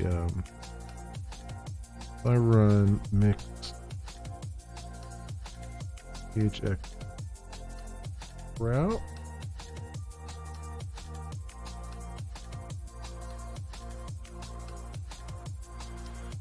Yeah. What does it show up as?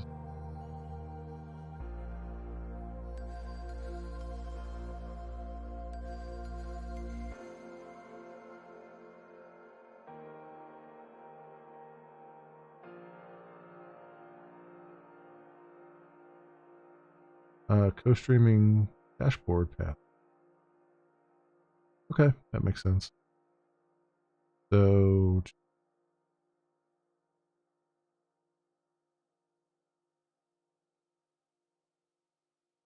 it was my stream. Here it is.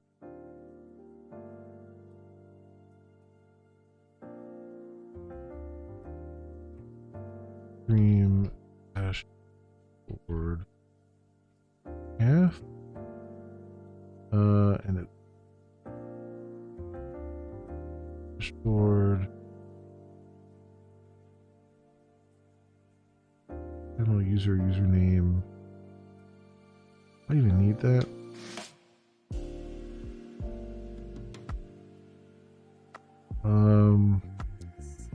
What does that take as? Tell me what parameters it takes here.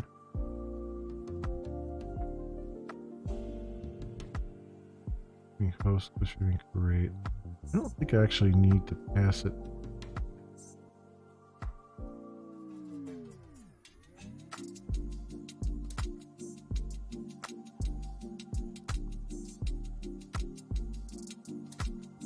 My index. Here we go. I've done this another way down here. Yeah, index host. Yeah, I don't have to send it another thing besides that. Co-streaming. What do I have here? Co-streaming dashboard path.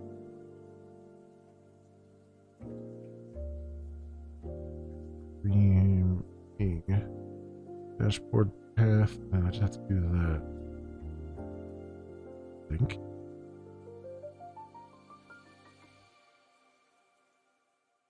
I'll expand this out into a couple lines here so it's a bit easier. Going on.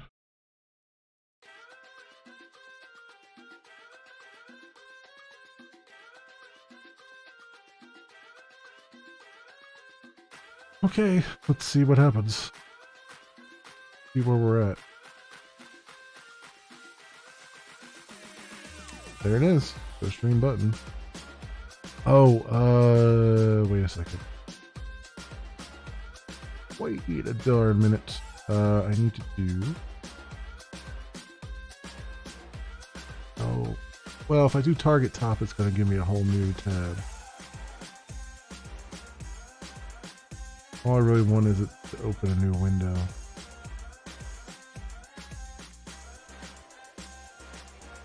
What did they do? I think they just did a JavaScript window open.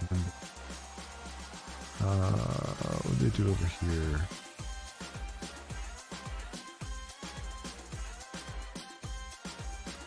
Okay.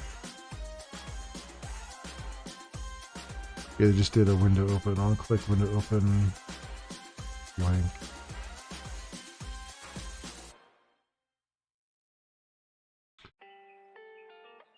Right. 400 width, 100 height. No location, no menu bar, no toolbar. Blank. Yeah. Blah blah blah. So really, this is just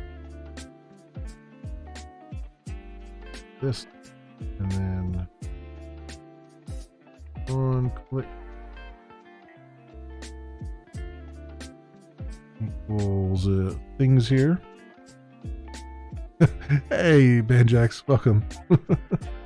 You made it. No,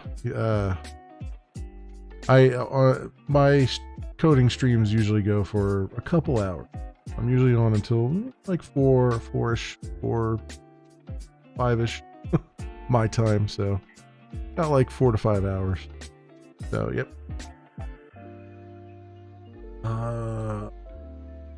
One click. So I have to do. How do I do that? It's gonna be. I don't know how to do it in this syntax. Yeah.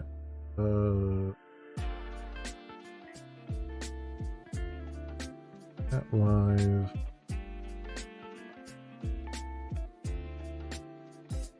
Which form? How do they do it here? Countdown item. Okay, so it is. Okay, they just took the string and appended it together. Got it. Got it. Okay. I figured that's what they were doing, but sometimes it's good to just see it. And actually, I can just copy this out too.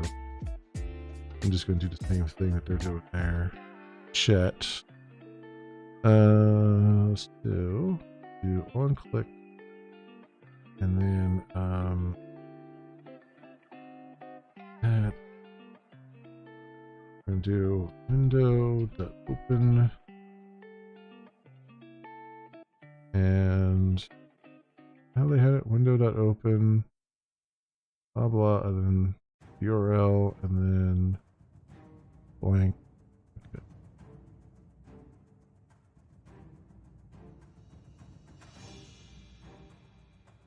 This, and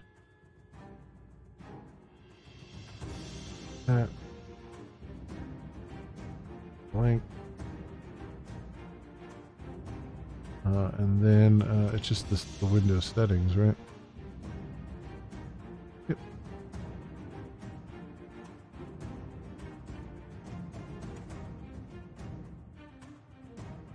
There we go. Leave that.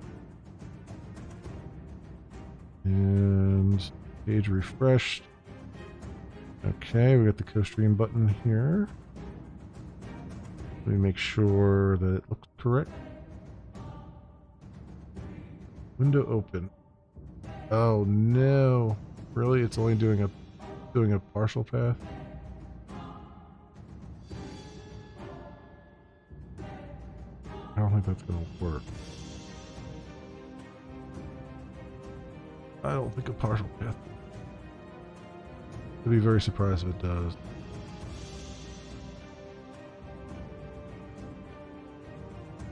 Yeah.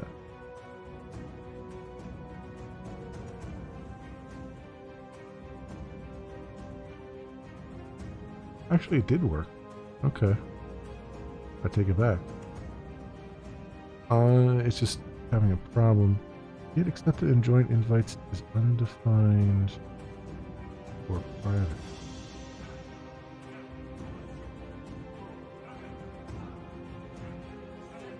Did I misspell it? And actually, this should probably be a little bit bigger. We'll do 100 by 600. So, my problem with here is undefined. Accepted and joined invites undefined. So, co-stream lookup. Accepted and joined.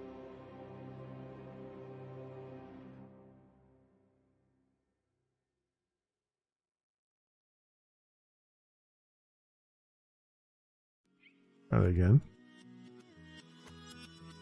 Accepted and joined invite. Oh, it takes two parameters. Yep. What's the second parameter?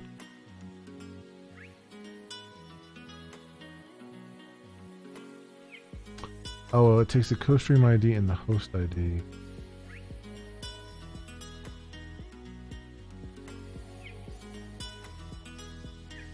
Not what I want. I might have to rewrite this so that it, or make another copy of this that just takes the channel. Accepted and joined invite. Stream ID host.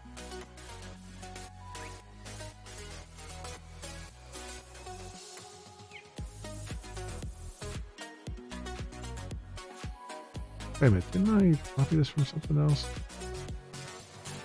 Yeah, I copied it from get accepted invite. All I really need to do is just make this the channel, right? And then we just have to do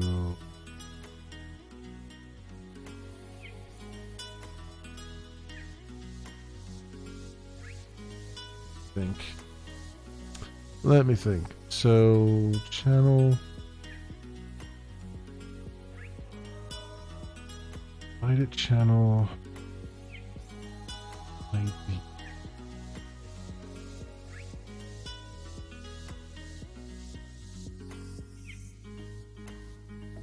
And join invite for this channel. So I have to redo this. It'll be stream invites channel invited channel ID. What do I need that for? Inaccessible.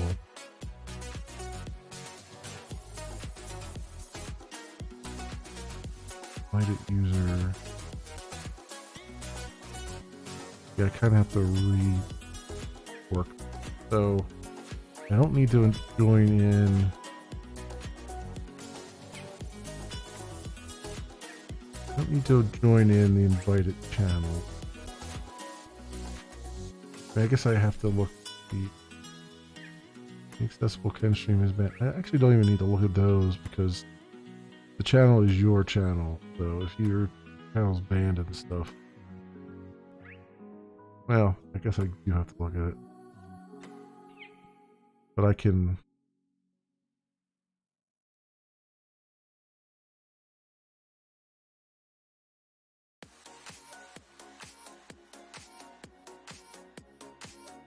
That's an interesting one. So because I need to make sure you. Well, you can't even. Oh, if your channel is. You can't stream, then you're not. Your channel's not active anyway. So I guess I don't need all those checks there. I do need to pull in the hosted channel.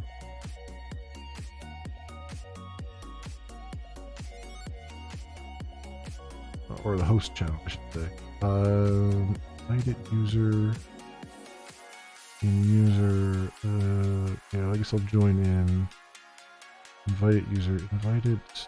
This is channel. User ID. Invite user ID.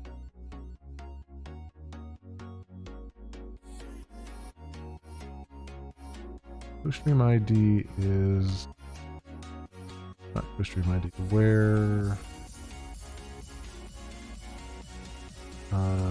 channel channel ID is channel ID. Where it's active, the invite is active. The status of the invite is if they're joined. Get rid of these things. We'll stay where, and then we gotta look at the bands here. So if your channel, like one from channel bands, where user ID, this would be the hosted, your channel.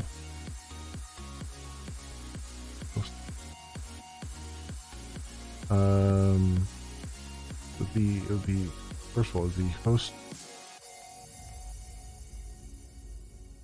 So instead of host ID, this would be host channel dot ID. Pull in the host channel, right? Host channel ID. Yeah. It'll be host channel ID, or host channel's user ID is not banned from. This is really just channel user ID, channel ID. Right. And then block channel, where channel ID is. So I'm doing channel ID, so I don't get used here. So channel ID does not block the host channel. The ID don't need have to be there. And the host channel ID does not have current channel block. We'll see. Distinct channel ID.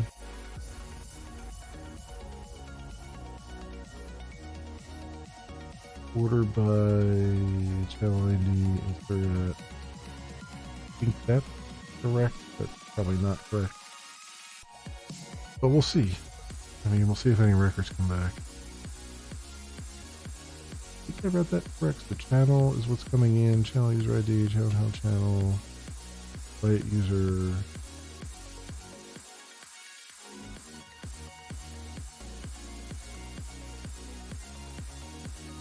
Yeah.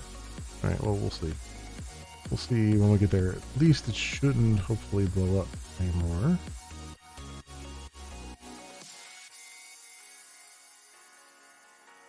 He says as it blows up some more. Now you joined. Oh, yeah, okay. So this I was expecting. I don't have the joined datas.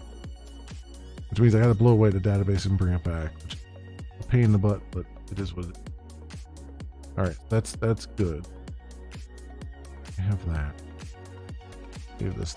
Okay, so where's my migration at? Hello, Supreme 1337. Welcome. What's the function of the caret symbol tacked onto the start of channel user ID? Oh, so the caret symbol in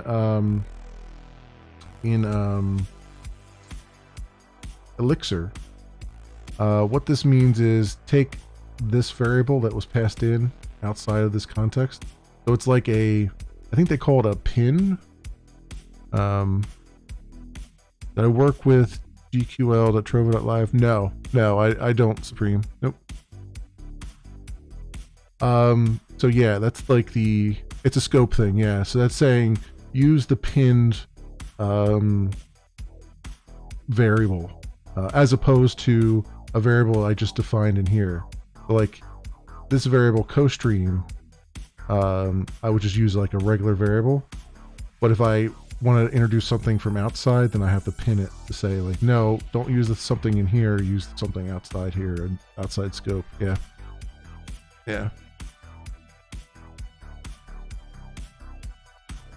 So that's what that means.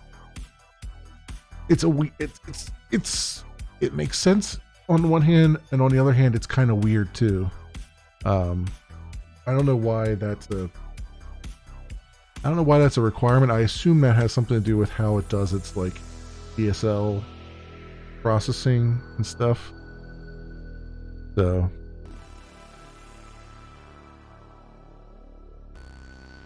basically as if to say don't look for here because it's over here kind of thing. Yeah, exactly.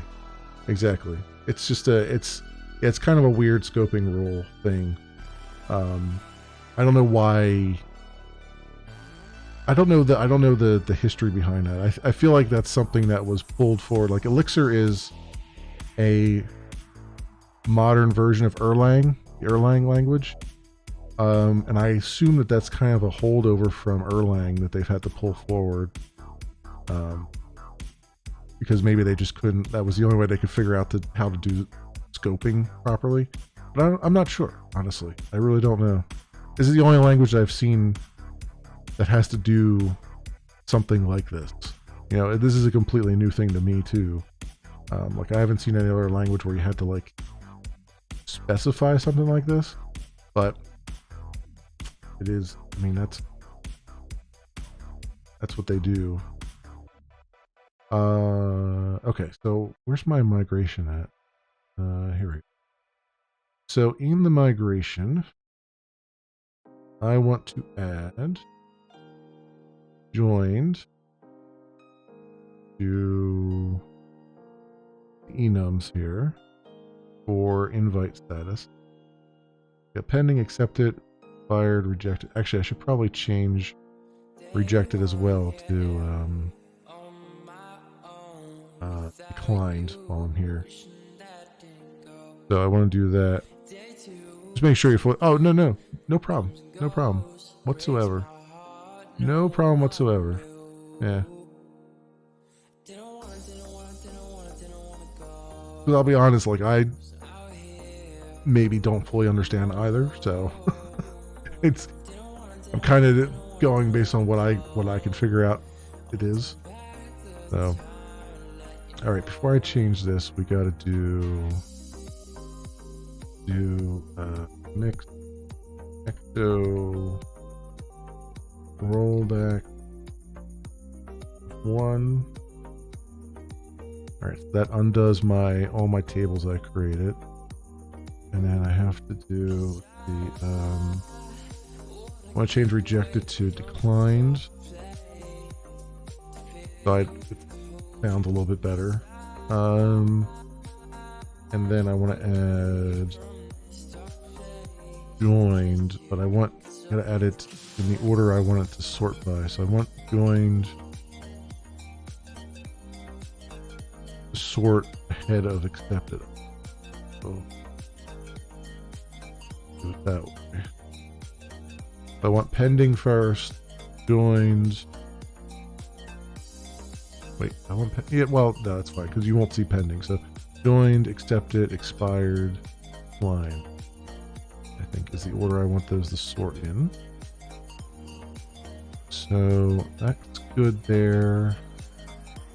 I think that's the only change I've made so far. That's good.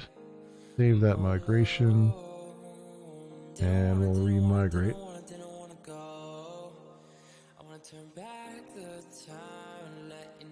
Alright, so recreate it. That table. Unfortunately, that means I lost all my test data, but it is what it is. So we gotta go to, first of all, the channel.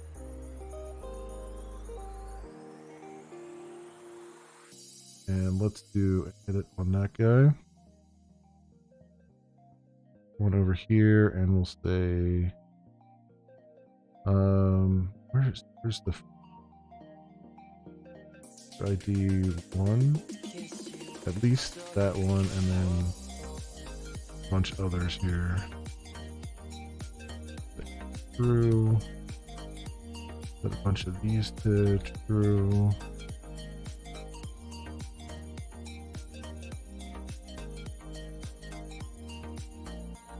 And just these as well, just at random.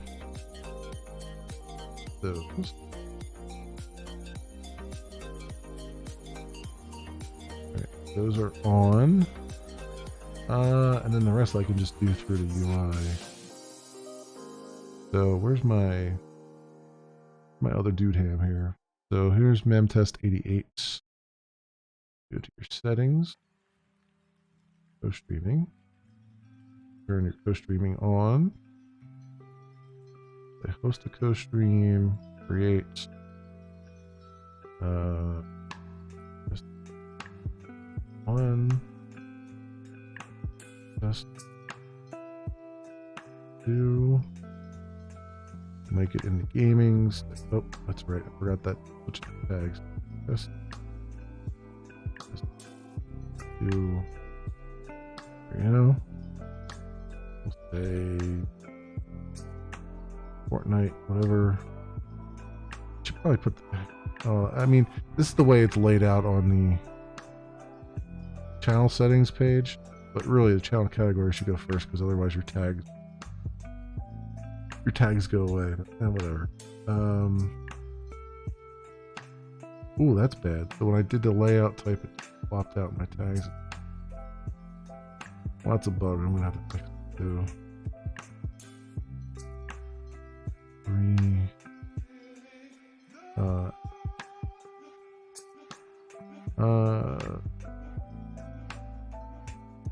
Come on. This tag library we use, pain in my. It really is. Does that not work?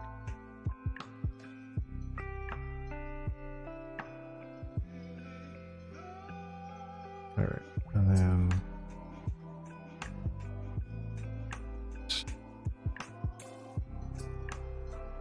And then invite pick and 91. We'll invite them. Regular invite. I haven't fixed the guest invite yet. I'll have to fix that soon. So show invited channels shows me the pending ones. That's correct. Pop on over to my other user here. We'll go settings, show streaming. I see that I got invited. I show participants. I don't see anybody because nobody's accepted yet. So I accept. Now I show participants and I show up. Okay. That's good. We're good there. That's what I needed in order to start more testing.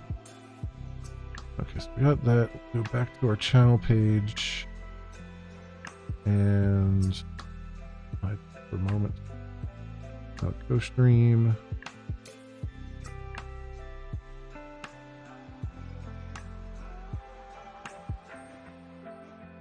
Oh, did I get to add it to the I added it to the table, but I forgot to add the mapping, right? I didn't even save this either. Whatever I did there. Go stream. EX.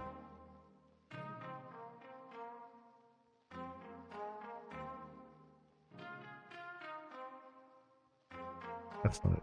Go stream invite. Where's that at? Stream invites. So, save that. That should work better now. Hopefully.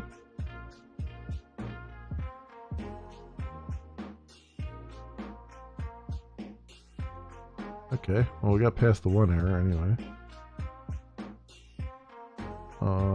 Errors were found at the given argument. First argument's not an atom.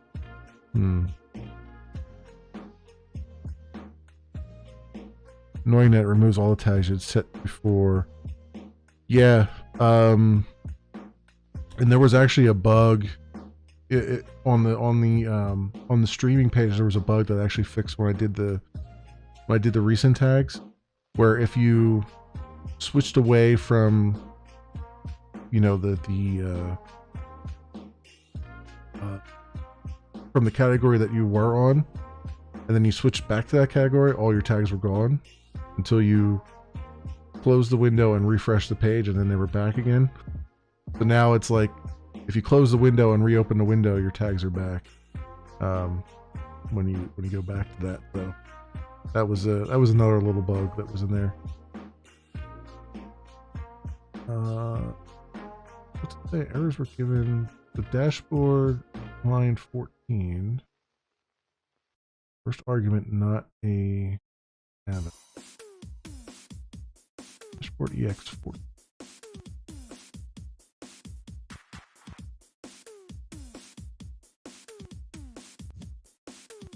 Oh, I guess it doesn't like the size.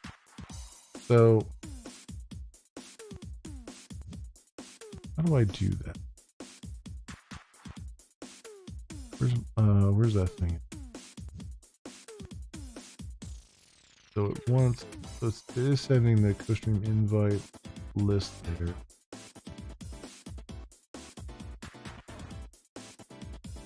How do I determine? Let's see.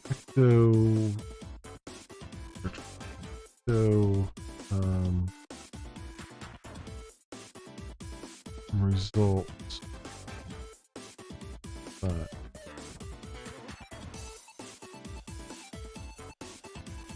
Size and bite. No, I don't want the size and bite.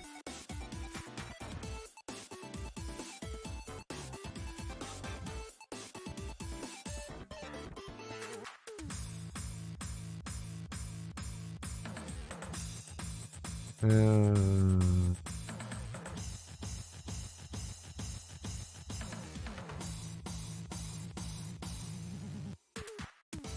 number of entries in my database. See that post account.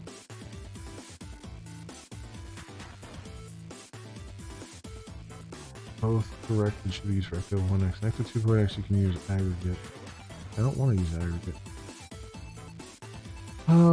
Use a repeat wall, you can use a length to count the number of items in the list equivalent to that length.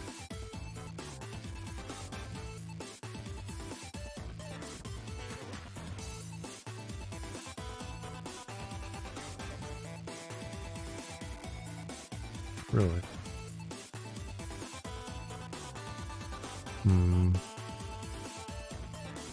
That actually worked. Length of list. Oh, I guess it worked.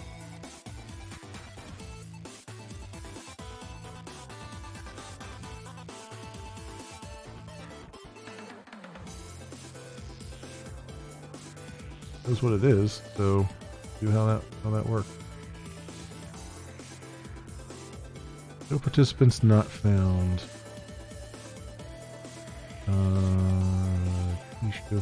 Oh, I know what it's talking about there.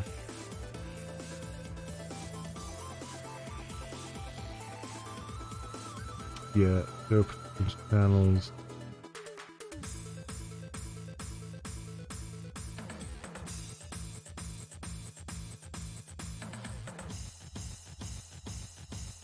Participants co-stream name. If show participants, yeah, I think I'm gonna dummy these out for the moment until I get them wired up properly. So we'll say I'll just set show participants to false right now.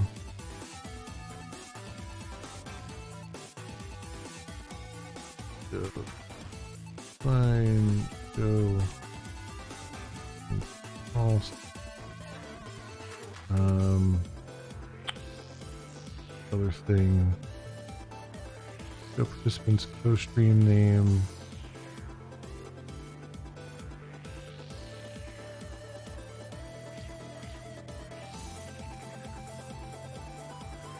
That. And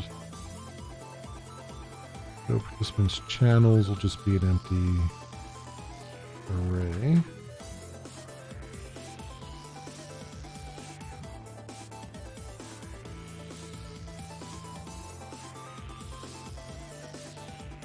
Right. Until we wire those up. I'm not as concerned about that at the moment. Hey, here we go. Now we're seeing stuff. Alright, that button didn't quite come out the way I was hoping, but that's fine. What happened with that button? What happened to you, button?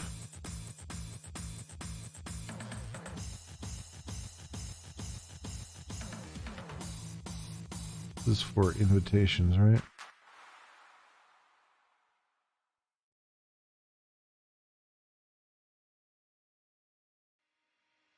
Invited. Invite status is accepted. And actually, this is not quite right either. Yeah, what happened to that button?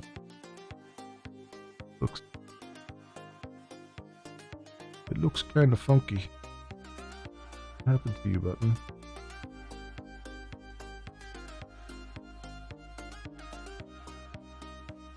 Join button 1.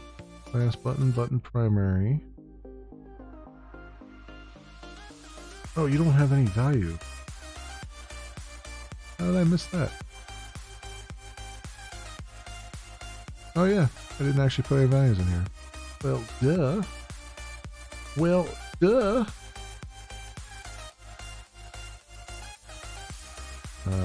Get join. You don't have any value. Poor button. Oh, and to your other question, will you be looking at a sort of notification on the co-streaming section in the settings list to show if there's an invite?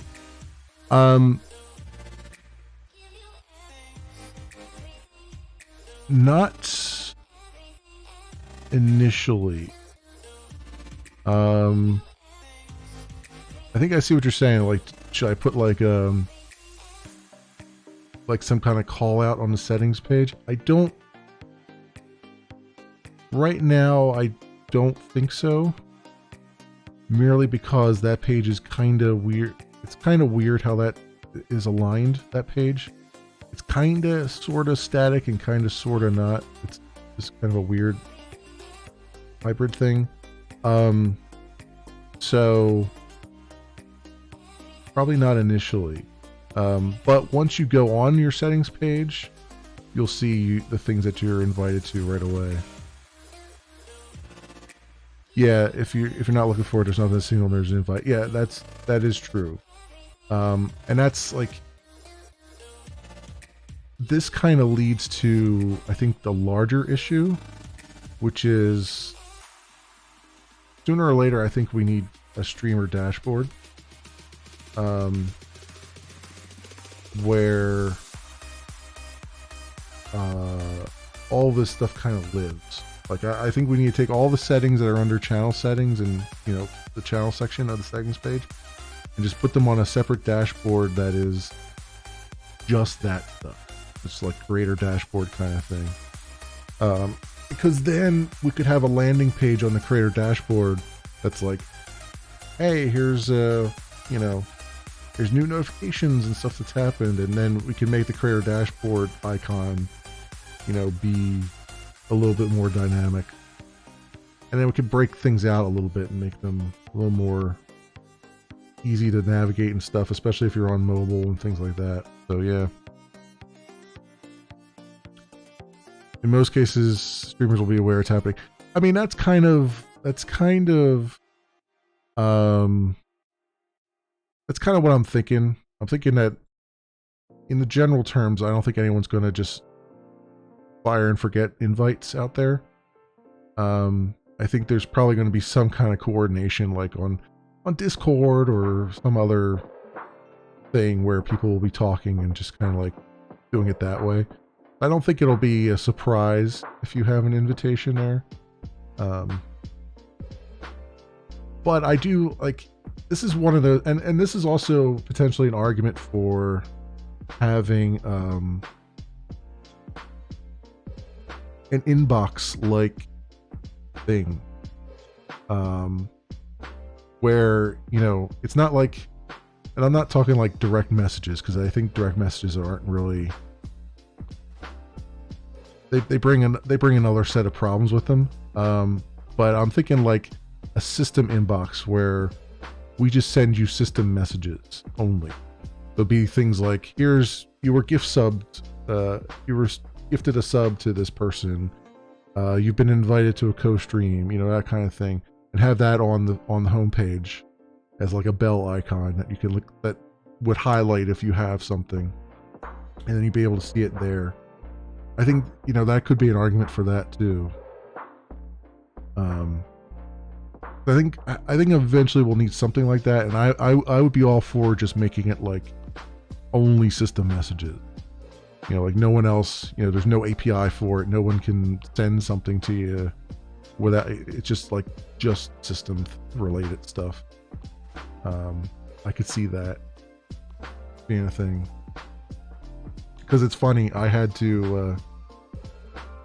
my direct messages on Twitch enabled for everybody. You know, anybody could do it. Up until like 2 weeks ago. And someone just direct messaged me like a rant. They were like, I don't know why you require users to validate their phone number in order to chat in your Twitch chat. And it was like, if they had worded it nicer, I would have told them like, it's not as bad as it sounds. But since they were really pissy about it, I just kind of just blocked them and said the hell with it and turned my direct messages off. Because like I would have gladly told them that the settings are pretty loose. Like if you know, the way I have it set on Twitch is I only require you to have a validated phone number if your account is less than a month old and you don't follow.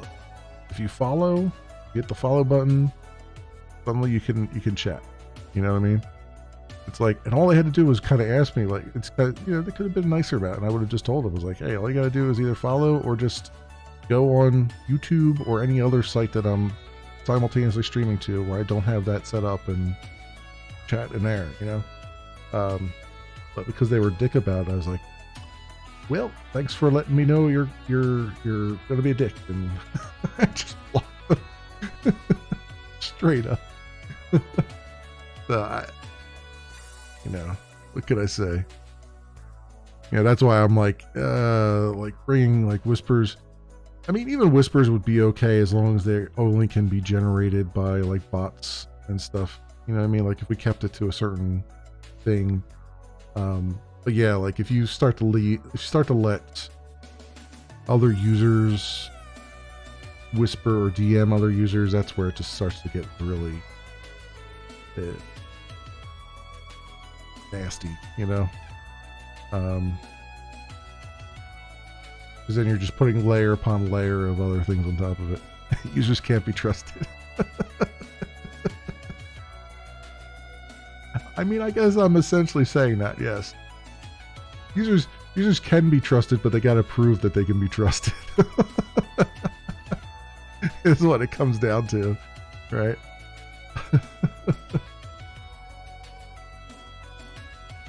Oh, there we go. He's got a button now. So, invited co-streams. Best programming assumes the worst of people and shuts it down. Yeah, I mean, when you're dealing with the general public, you kind of have to do that. Like most of the programming I do during the day is for users of a system that are corporate users, and they have training and all that stuff. So there's you can kind of be a little more forgiving there. You just got to audit everything, you know, just to make sure if somebody does go off the reservation that there's a history showing what they did. But when it comes to general public stuff, yeah, kind of have to. Especially true for game design. Yeah. Yep. We got invited and hosted.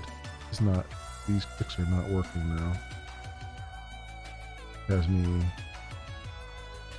What did I do wrong with these? Also, I don't like the way these are colored, because it looks like this one's selected, but this one is the one that should be. So what is going on here? Did I mess something up with nav link active, nav item?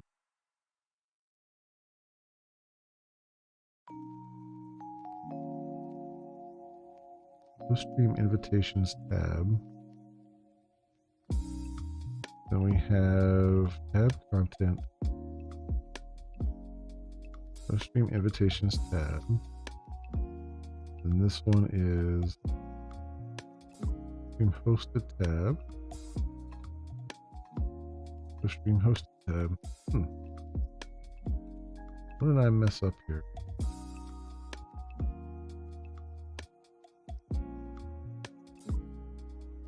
Yeah, I think yeah,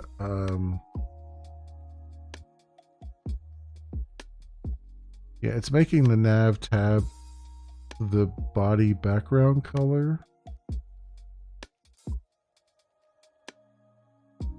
It looks like, and that's kind of making it really dark, although doing that for the active one for some reason.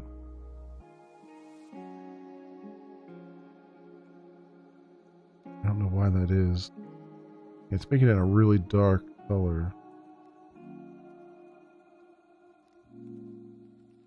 I might have to like override that. nav link. Nav link cover. Nav link block. But what's more concerning to me is that the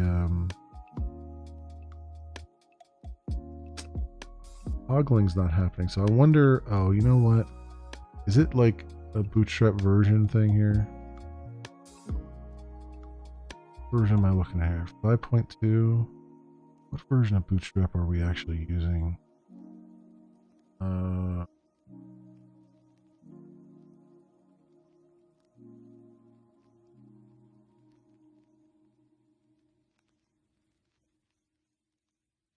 App dot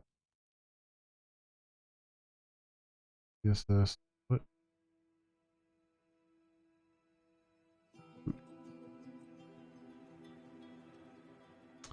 Using 4.6. Okay. Let's see what this looks like in 4.6. 6. And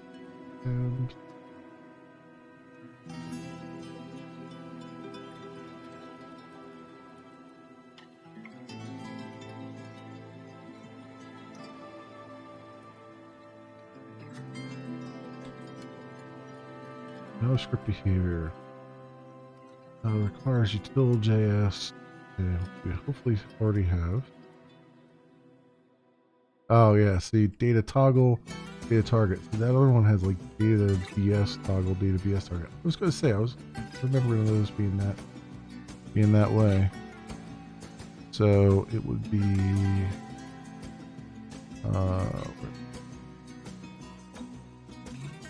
just be data toggle data target. That'll probably make them work a little bit better.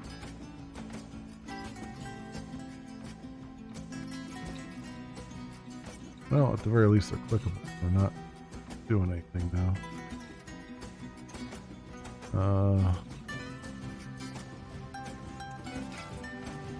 Button, roll tab.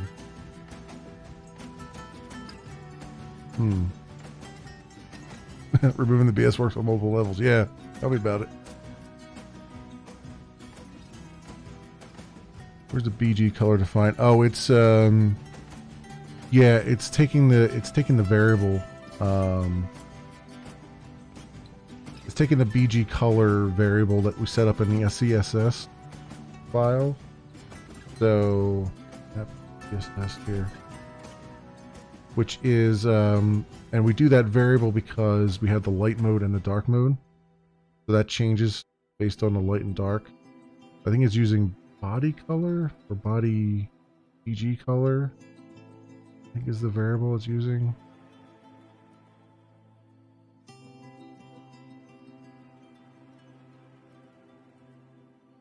It's one of those. Let me stay here.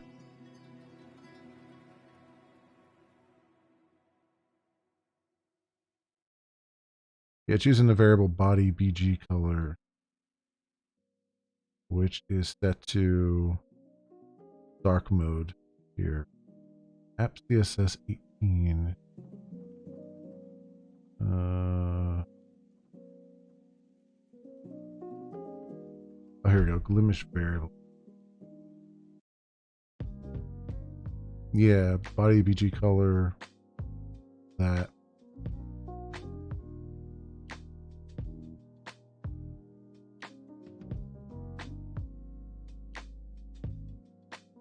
Yeah, but I'm not, I didn't put anything in. It's whatchamacallit. It's Bootstrap that has that in there. I'm just using the Bootstrap class straight up.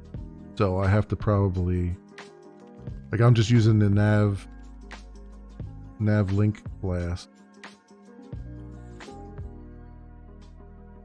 So I probably have to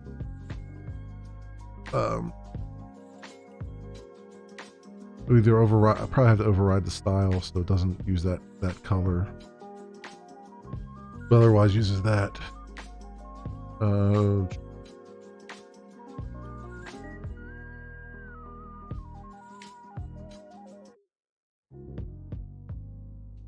although, oh no, that's for the header. That's for the table header. I'm using the body background color.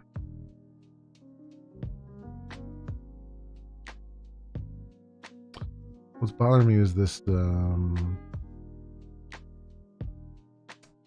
thingamabobber's not working.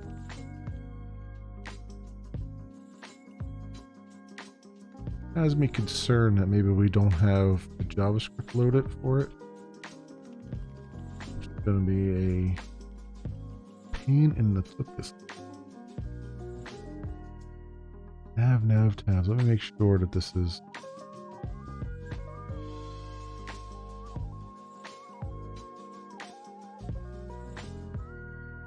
Got native.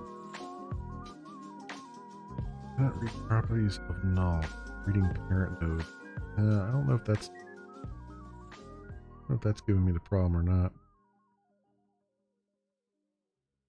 You don't recall any other tabs like that in settings? Yeah, it might be that we've. This might be the first time we've used tabs at all. So that could be a thing. I wonder.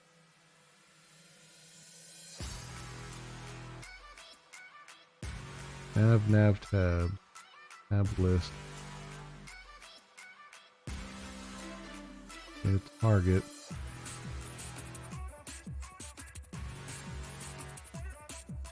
Play button, roll tab. Roll tab. Okay.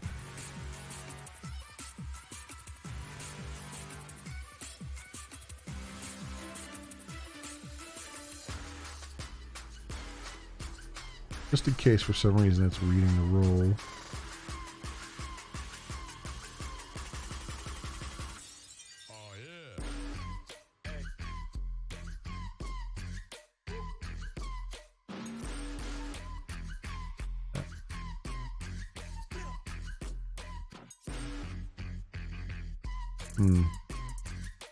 Must be a JavaScript thing. Yeah. Cannot read properties of null. Reading parent node. Is that actually happening in here, or is it? I reload. It's happening right away.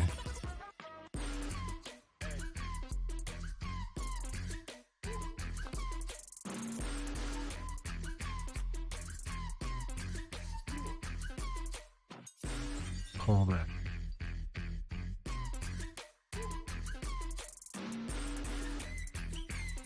I think that's necessarily the problem right now, right?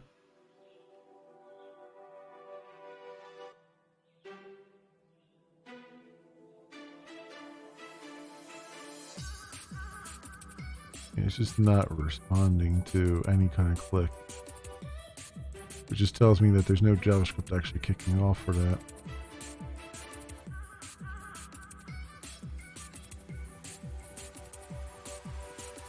Have nav tabs, nav item. I just want to make sure I've got the right classes on here too. Nav item, nav link, nav item, nav link, nav tab. Nav tabs, nav item, nav link, nav item, nav link.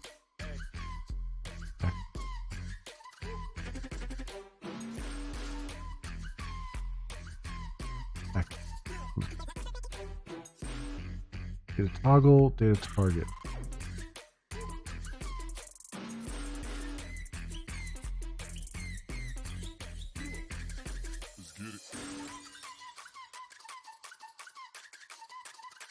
Toggle data target.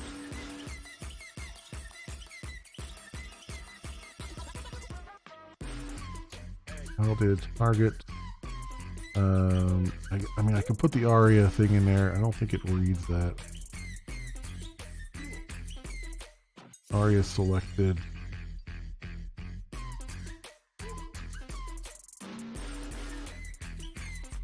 False.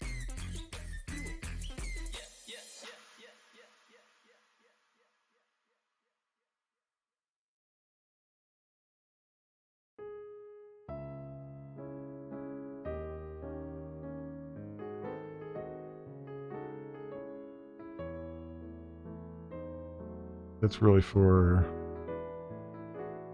screen readers more than anything else. Huh. Yeah, I'm guessing we don't have that loaded.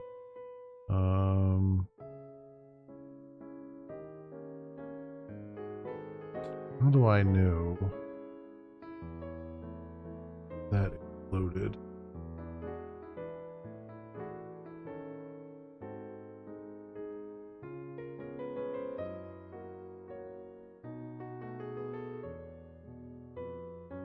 I have to look at. So here's Bootstrap coming in. Import functions mixed in. Blah blah blah. Tooltip. Pop over. Utilities. Print.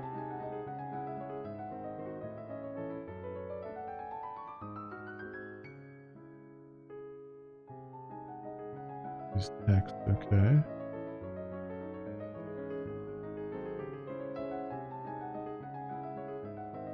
Nav bar.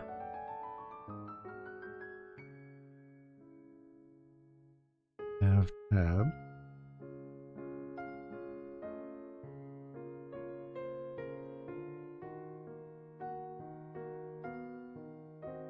I mean, that stuff's all there. About the JavaScript. App.js. What do we bring in? We bring in Bootstrap native.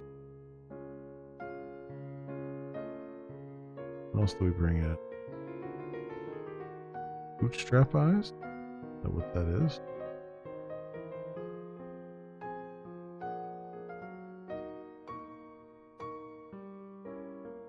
Book. Hmm.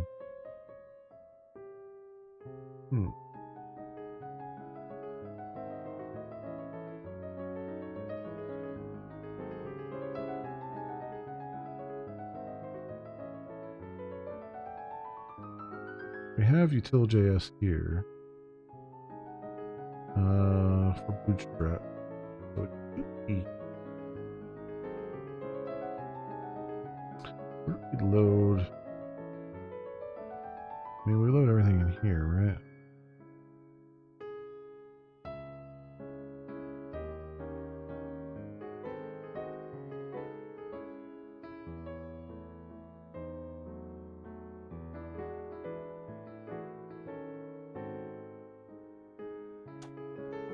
Okay.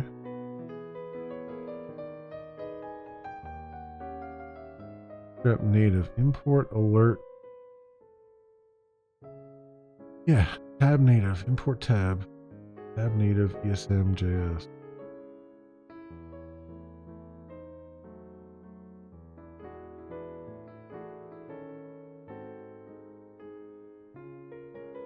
So, what is it looking for? Tab options, refresh dispose.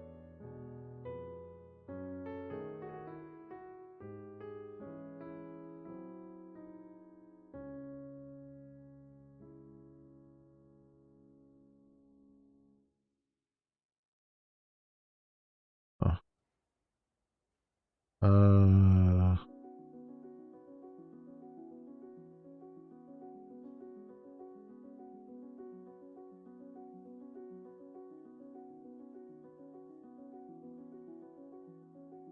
Air module. Prep native. This component. Tab native. ESM.js. Okay. What is it looking for in here? Good style, emulate transition and query element, query selector. Custom event.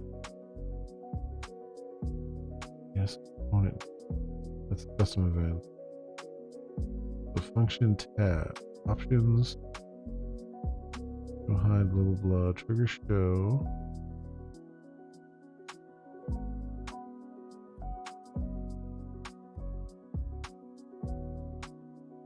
Hide. Go events. Blah blah blah. Active tab. Elements by class name active. Okay. So that's correct. Active content. Active tab get attribute href. Is that what's doing it? So I'm not using links, I'm using buttons. I don't think so.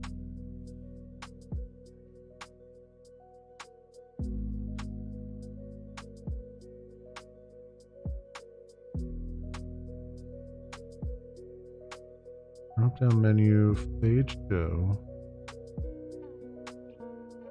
Click handlers. Height, drop down toggle. Click.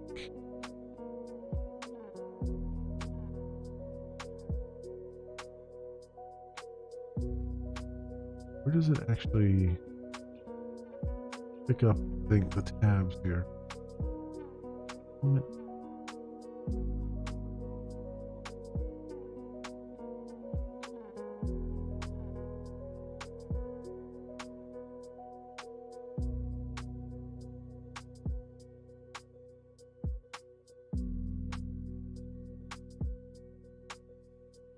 Options, height data, tabs. Next, wait, height.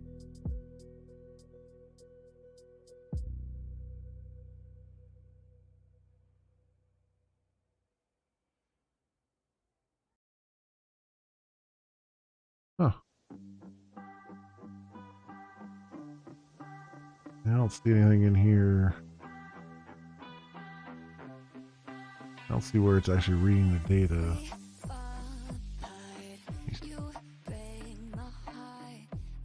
Data? No result.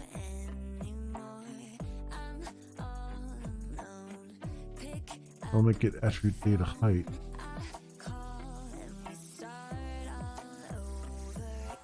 I want I see.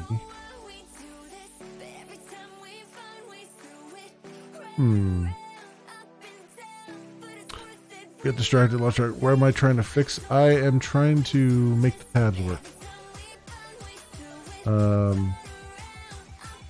Because right now I can't click on them and have the tabs switch back and forth.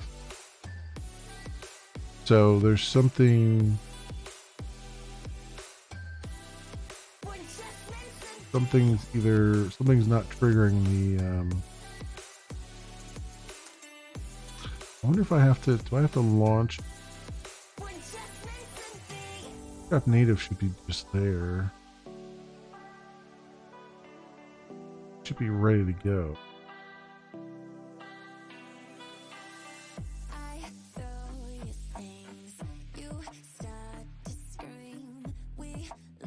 I think.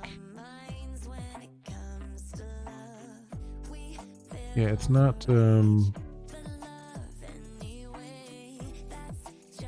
not letting me click on these to switch the tabs between each other. How'd I make them in the first place? I just used the Bootstrap class. So I just did I have an unordered list, nav tabs, nav item, blah blah blah. Put the data target toggle in there, and then I have a tab content class, tab panes. Oh wait, tab pane. Is that a different class name than what the new one has?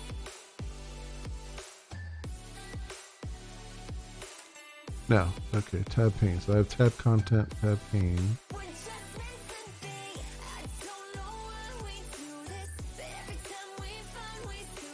Role is tab panel.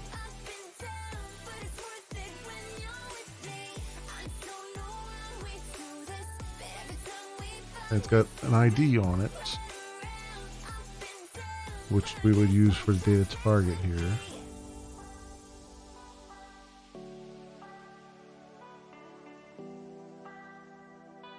So that's the weird thing, is like it's not like you should be able to click on these and it should work like this, where it just switches between the different tabs.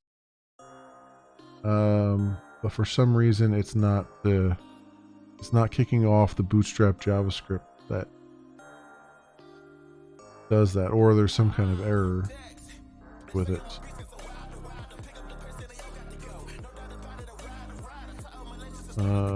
Pick button, roll tab, data target.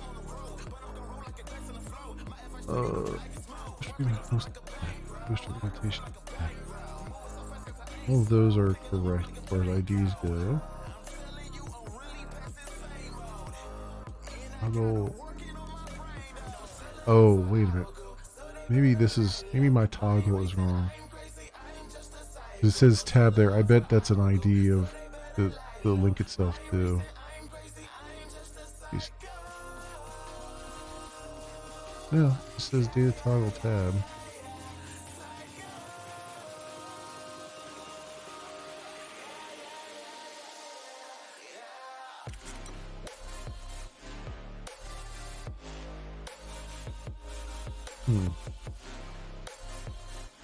Arbitrary roll your own markup. Note that if you're using nav, you shouldn't add roll tab list directly to it. Native roles navigation landmark. Instead, switch to an alternative element. Okay.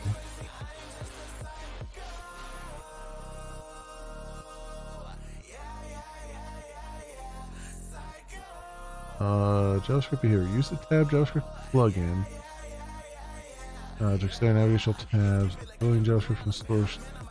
Dynamic tab interfaces require roll tab list, roll tab panel. Okay.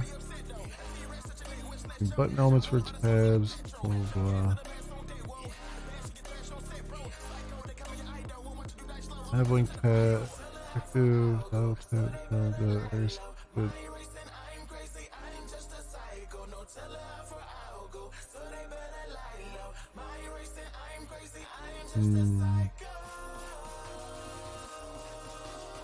I could put the ARIA controls on there.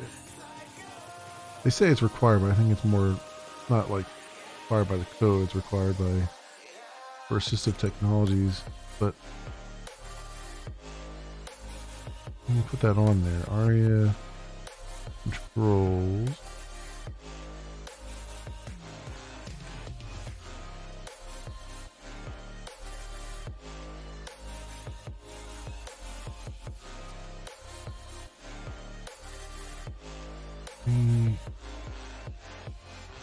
Tab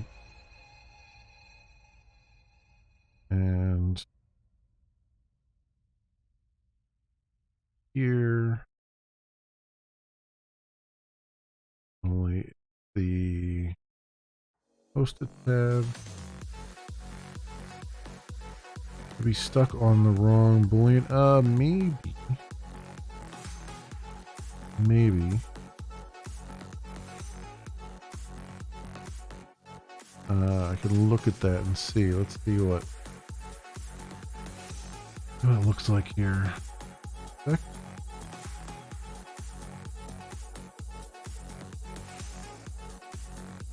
So, stream tab list, roll, nav item, roll presentation. This is active. Roll tab, data toggle tab. True. One is nav link, type button, roll tab, data toggle tab. Target, stream hosted tab. Stream hosted tab. Selected false.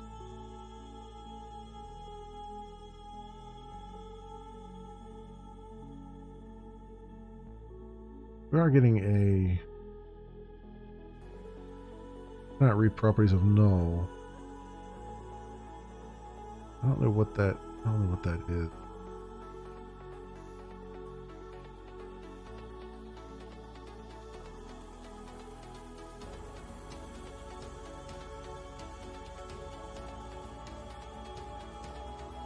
What is this? 22187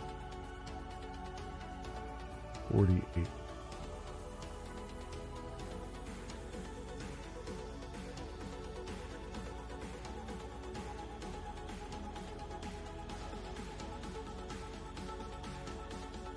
22,187 is the line.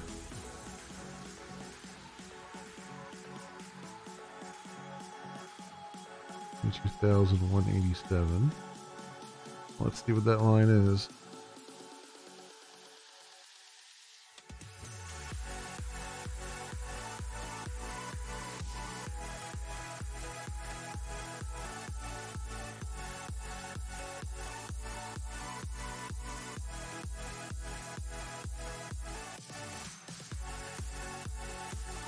$19,000.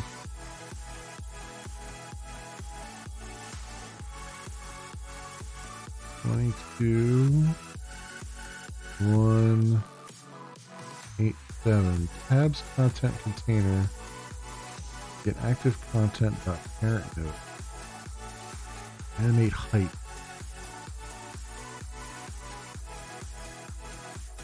That's definitely something to do with tabs.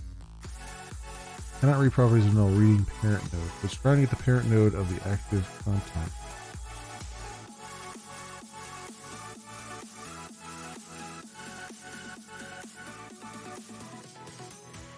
Get active. So wait a minute. Tabs is animating false. Element tab. Click handler. False. If animate height.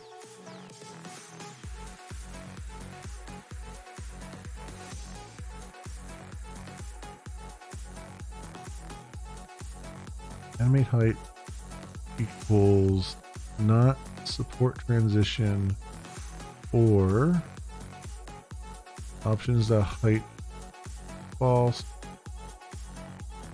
or height data is false. Well, if options height is false or height data is false, then false. Otherwise true. Wait. Support transition. What is support transition?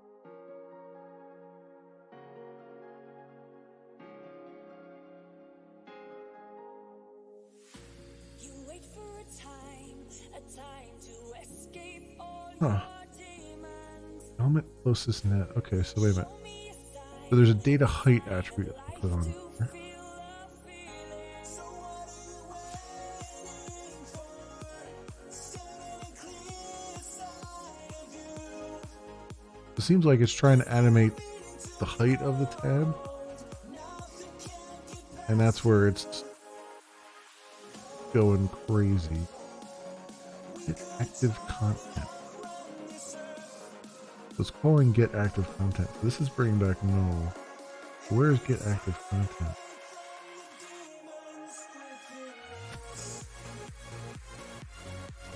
Return query element get active tab get attribute href. So okay, I was looking for a link.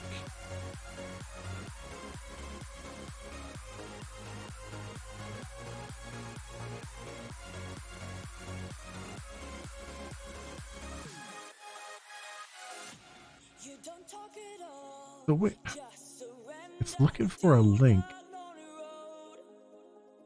Left with nowhere to run. Held by the curse we know. So what are you waiting for? They specifically say use button. Is there a meaning to behold? Nothing can get past you. We could try to outrun yourself.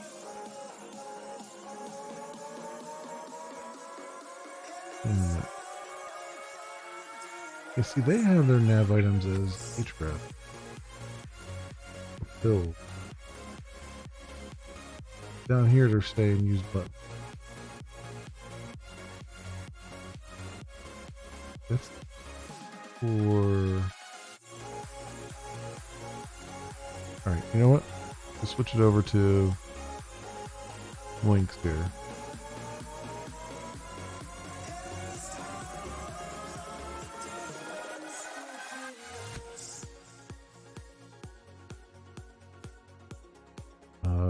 Type button, roll, tab, A there. And then we'll just say href this.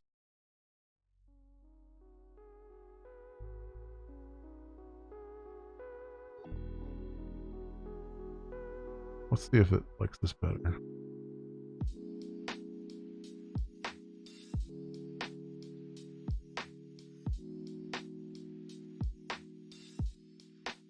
Maybe.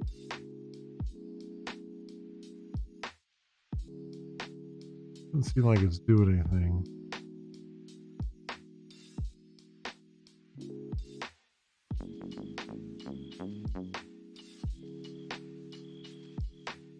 Don't execute clear selector on document, not a valid selector.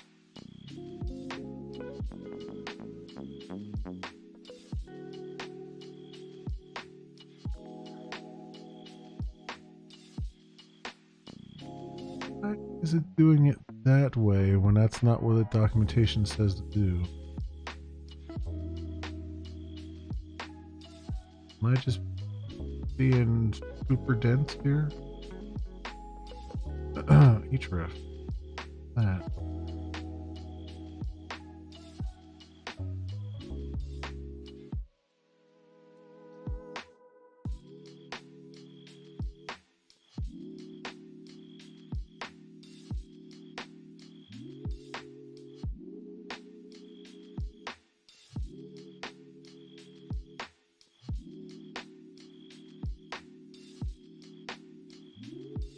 What in the ever-living...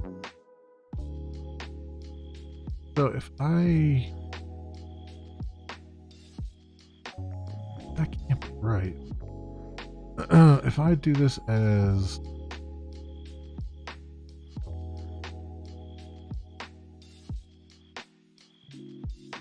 tab or stream tab.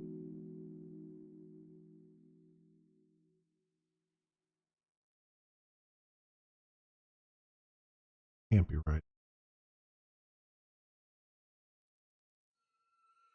Oh my god, it's working. Not actually flipping the things though. But it's like flipping the... Yeah, there's no errors.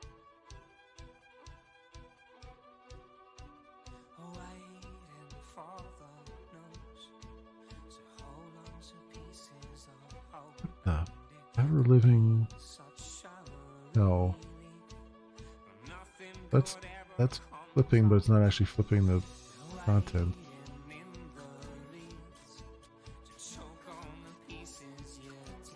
Well, actually, let me make sure.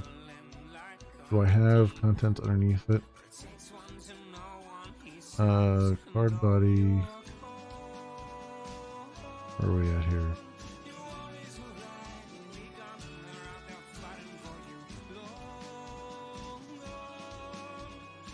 Disco stream. Alright, so that's that table. Post tab. Table.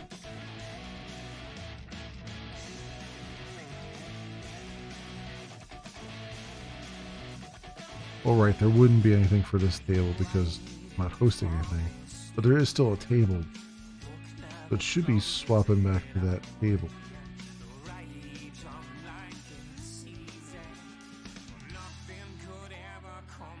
So if I change this to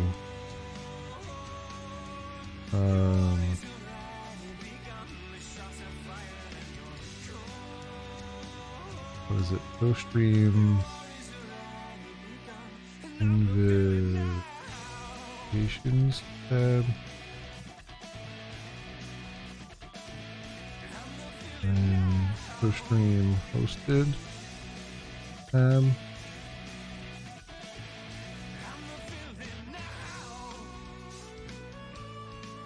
Now it's working. That's wild.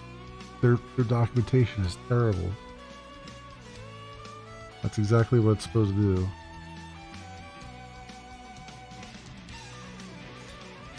That's super messed up. Also, I need to get rid of this header and the footer. It does look a lot better too. You're right. I want to get rid. So how do I get rid of the header and the footer here? Because we don't. It's furious. That's the next thing.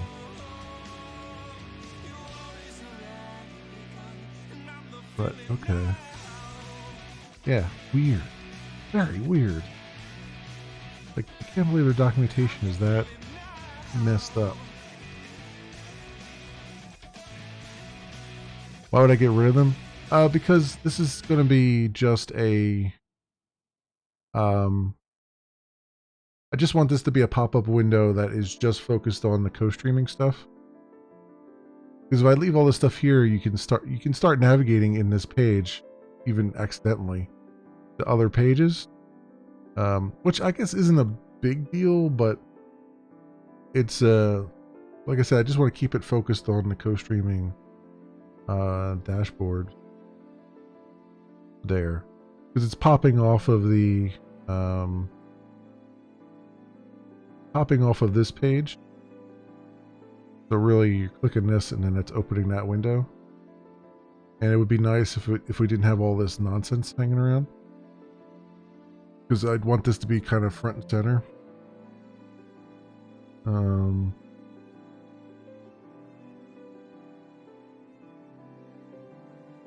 So, okay, that's now working. It's that kind of stuff that just drives me absolutely bonkers at times. Oh.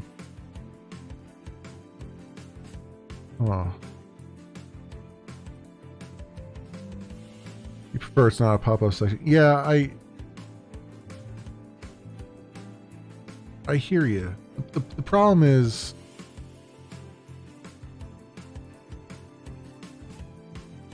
that it's this is really like controlling whether or not your co-stream is active or not. You know what I mean? Like if you've joined or left a co-stream. And the only other way to do it is to, like, I can have it as a modal that pops up over your stream, and you could just do it there. But then you always have to come back to your stream page to do stuff. And I figured it might be better if it's just its own window, because then you can kind of tuck this window away until you need it again.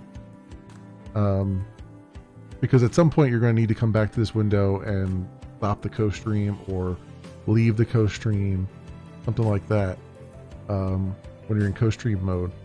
And it would be nice to just be able to just kind of do it. I was also thinking of maybe putting it off the chat settings, but I feel like that's kind of tucked away and people wouldn't really know to look there for it. So that's why I'm kind of doing it as a pop-up, because like I said, you can just throw this to the side, leave it open, and then just come back to it when you need it. But I could see, I mean, I could see both ends of that. I could see like, well, just force them to go back to their streaming page and click on the button. You know, I don't know. This is sort of me kind of tossing it out there, see what people think, you know, because I'm not particularly married to one way or another. I'm just trying to make it so that it's like a control panel, right? It's like you have it here as you need it. If you're not doing any co-streaming stuff, you'll never see it, you know, that kind of thing. So I don't know. I'm open to suggestion. Let's put it that way. Because again, this comes down to like the not having a good place to put stuff. Like stuff like this should really be on like a creator dashboard, but we don't really have a good spot to put anything that's like needed in the moment. You know what I mean?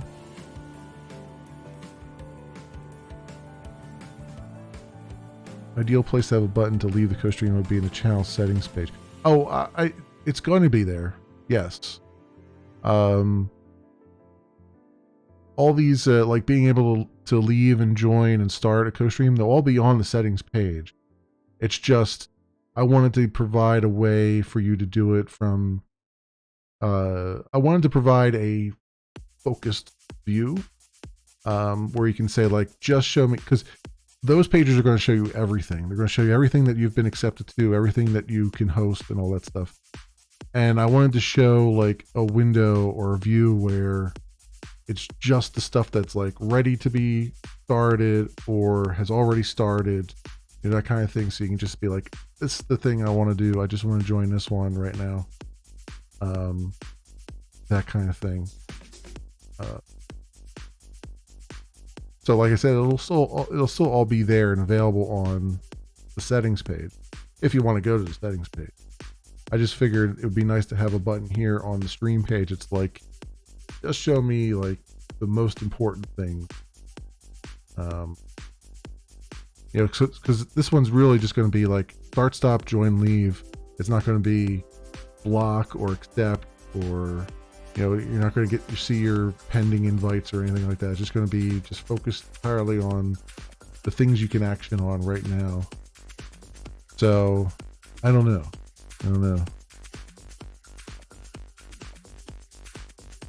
Oh yeah, no. I get that. I get that, Banjax. That's the page I'm talking about. On that page, you will have all the same functionality. It's just I thought it would be a good idea to also have this in addition to that, because this is kind of like, you know, when you think about like how am I going to start a co-stream and stuff, you kind of think about your stream page, I feel like. And that's why I was like, maybe I should put something here that's allows you to immediately, because if you're live or something, you know, you might think to come here and say join, and then that would swap your page over to the co-stream page. I don't know. You know, maybe this is like spurious at the end of the day.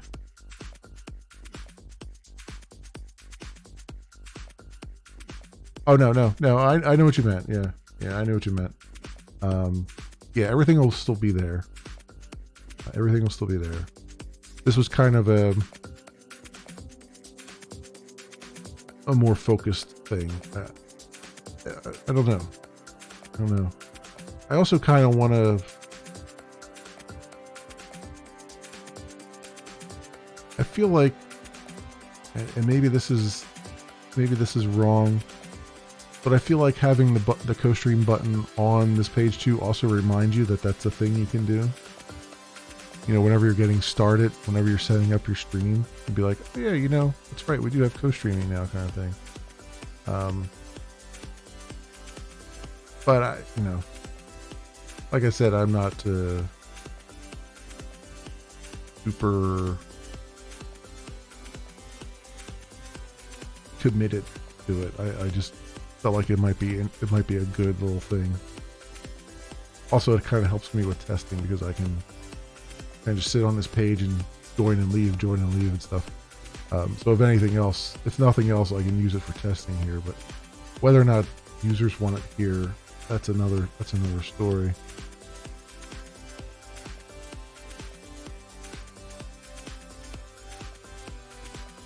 Where do I expect to have the permission settings for opting into it altogether? Oh, that's on the settings page here.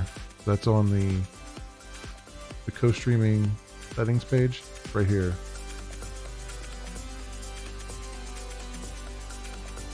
I mean, I'm also kind of thinking about phase 2 with chat and stuff.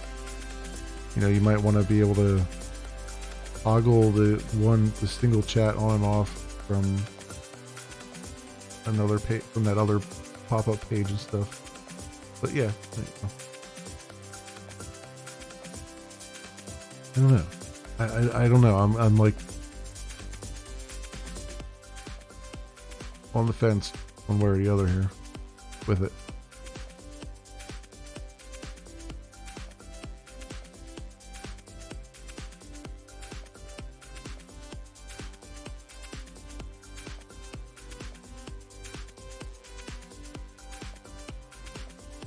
Yeah, so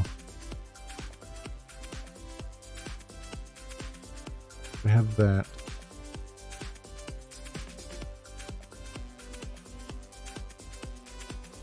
I mean, that's the, yeah.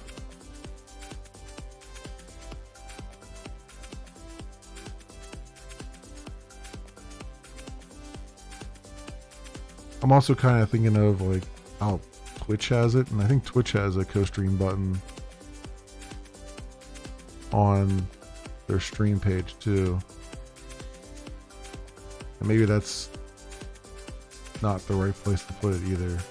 I don't know.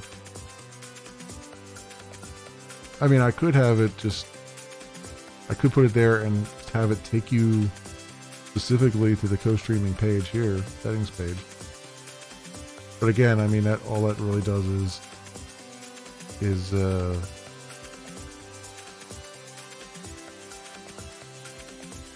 it doesn't really give you like a, like you still have to kind of dig through here to see which one you're working on, I guess.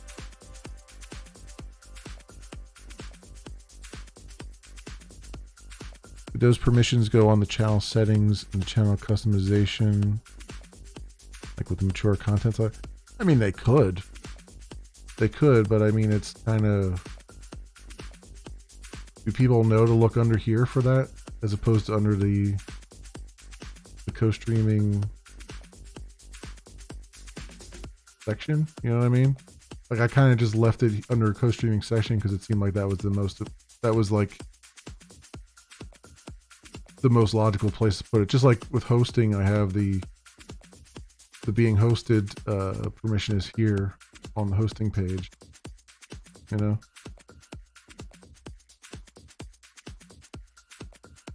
But yeah,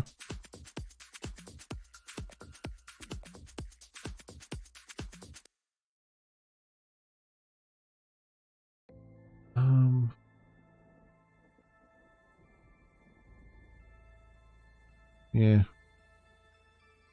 Oh no, that's fine. I'm all for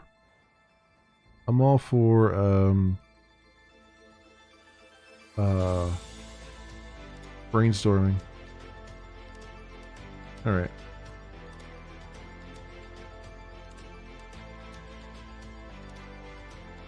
See here. I have this. I have to wire up this. I have to wire up these buttons. Now this is kind of working. I want to see if I can. The header and footer can go away. I wonder how I can make that happen.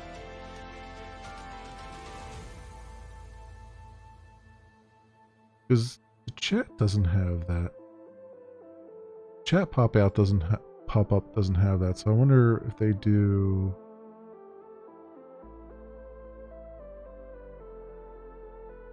Something else here. Pop out EX.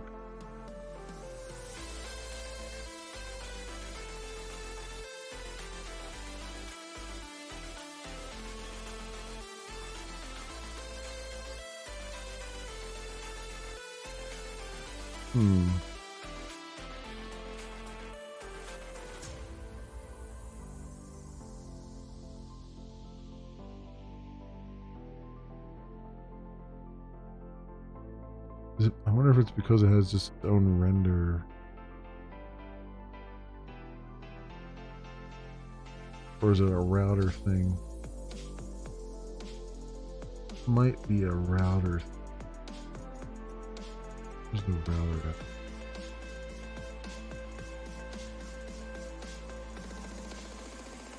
at? Graph.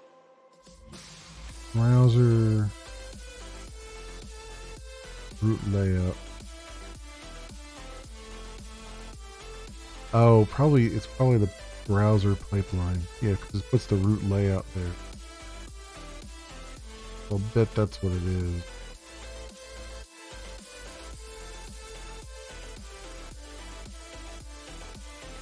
I do want all this stuff, I just don't want the root layout. Can I override a particular plug?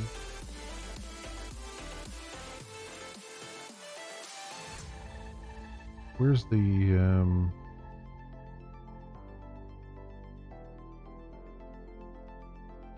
I'll bet the chat does something here. Use settings.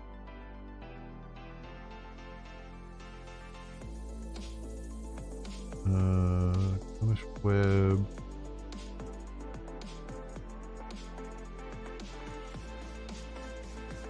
Through our admin user.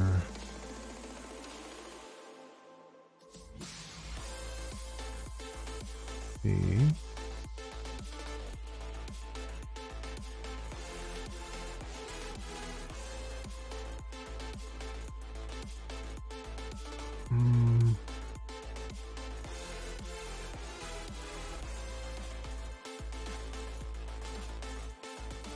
It is.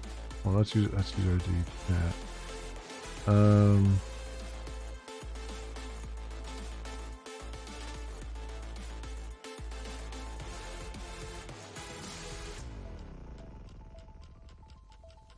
Yeah. Scope. Catalog. That live. Pop out.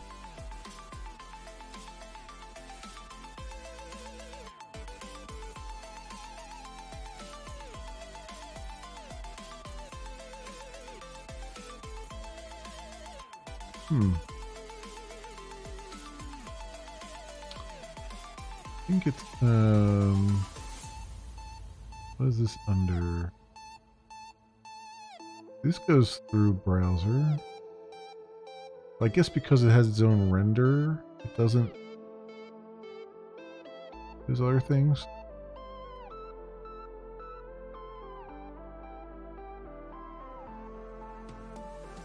Might be it. Yeah, one where. Well, let me. I gotta take a break. I gotta take a 2-minute break because I need a bio break right now. So let me go do that, and we'll be. I'll be right back in like 2 minutes. Everybody can get up and stretch and all those things, and I'll be all right back.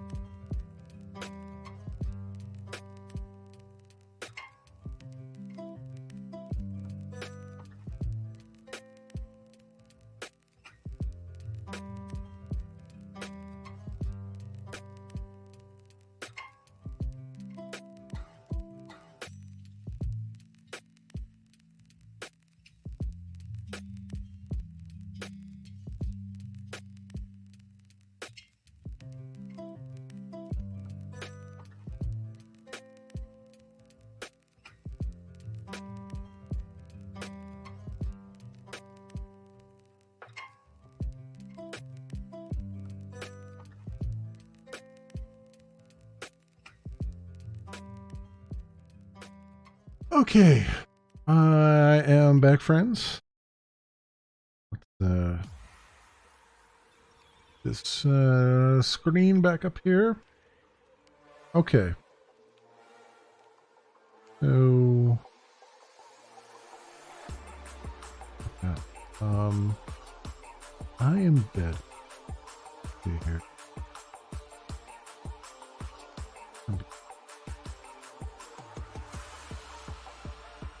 That's gonna be weird and interesting.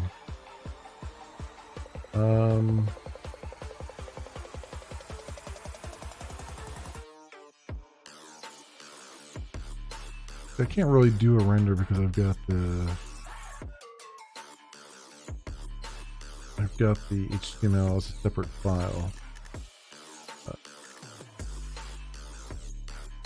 The render only really works when you're.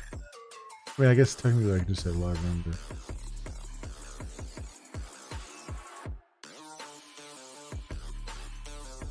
Yeah, that's true. I mean, that's what they did with the chat, right? They just said, where's that?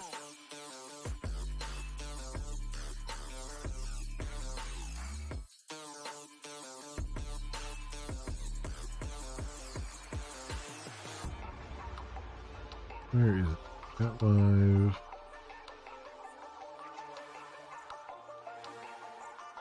Pop out. Yeah, the entirety of it is just, it's just called live render.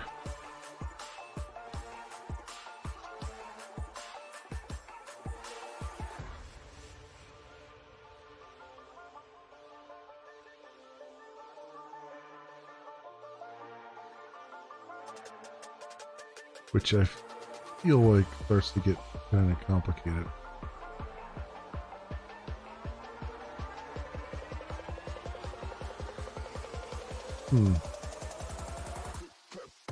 I wonder if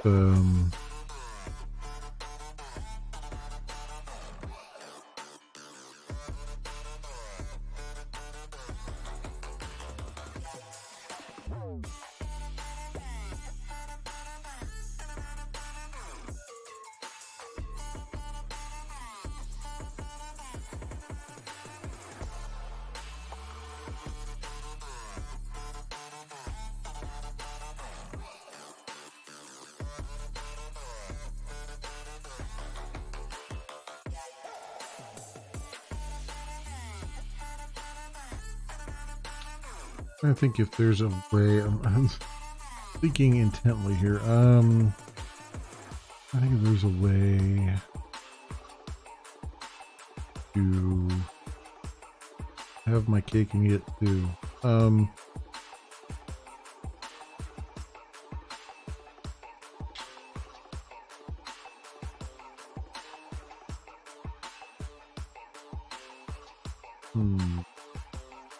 Let's say Phoenix bypass plug.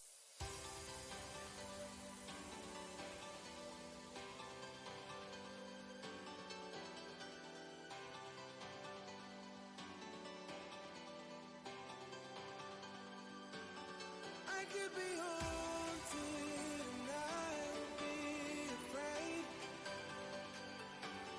I would get trouble when I don't get my way. 'Cause I'm reckless, so I'm told. So I will live today like it's the last day I hold. Show me where I belong to stay. Show me my place in life, so I can lead the way. Let's skip or switch to different router scope and plug. How do I skip a plug for a specific page here? How many Phoenix app with authentication? My router is something like fun browser. Just I want to skip the authenticate plug for log in. Can I do this in the router or do I have to do this plug?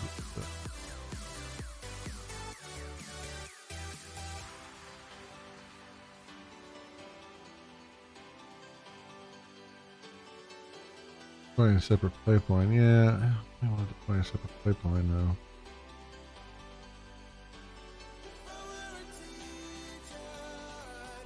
Required.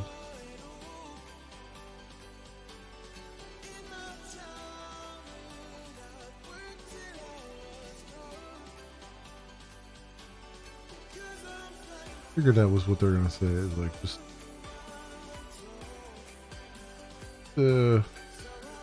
find another pipeline. Like, well, but what if your pipeline has 92 plugs in it? You had to copy paste that and just remove the one plug. Kind of annoying.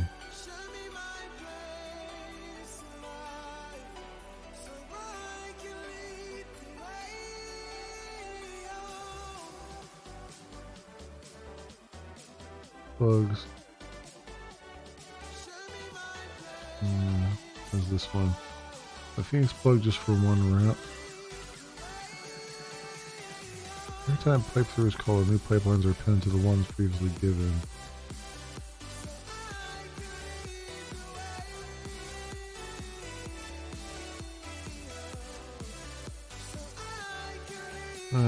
Okay.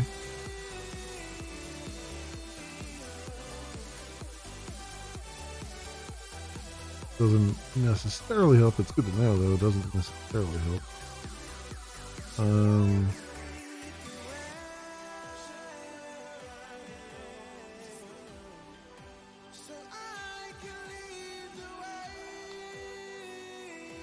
Plug router debugger. Yeah.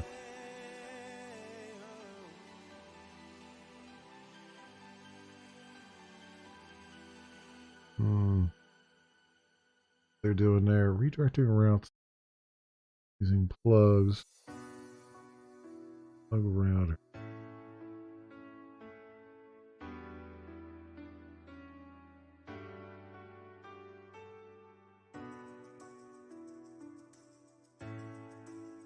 Multiple varied plug pipe.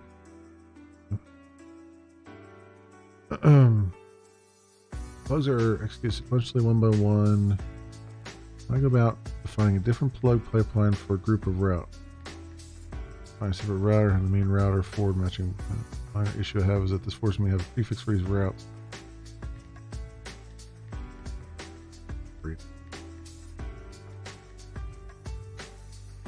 Plug router does not support multiple pipelines. Those are just functions you can easily wire up, creating one module per pipe.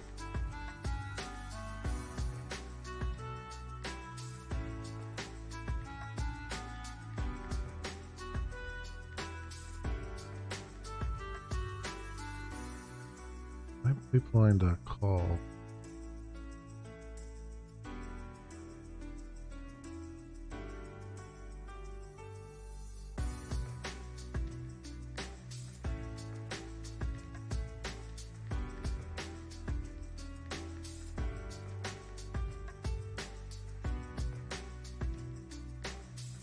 I don't know what they're going for there.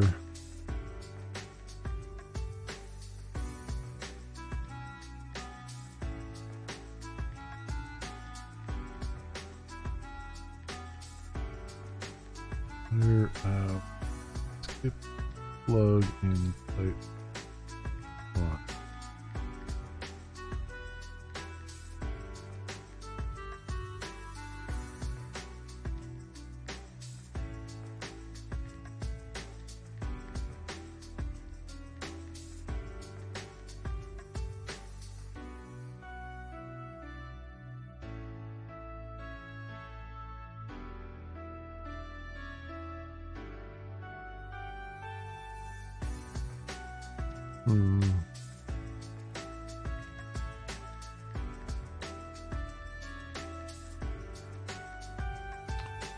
Group or scope.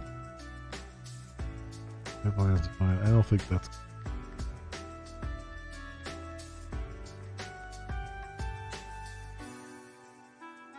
think the only thing I could do is do what they're doing here with the render.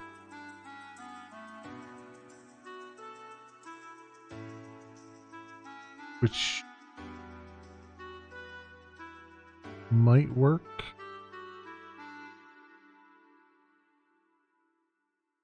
Live pop out.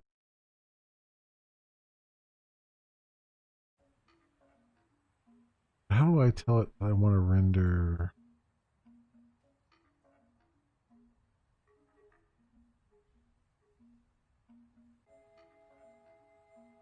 How do I do it without having like without having two modules? Like I'd have to have a module that's like the dashboard pop out that calls the dashboard module.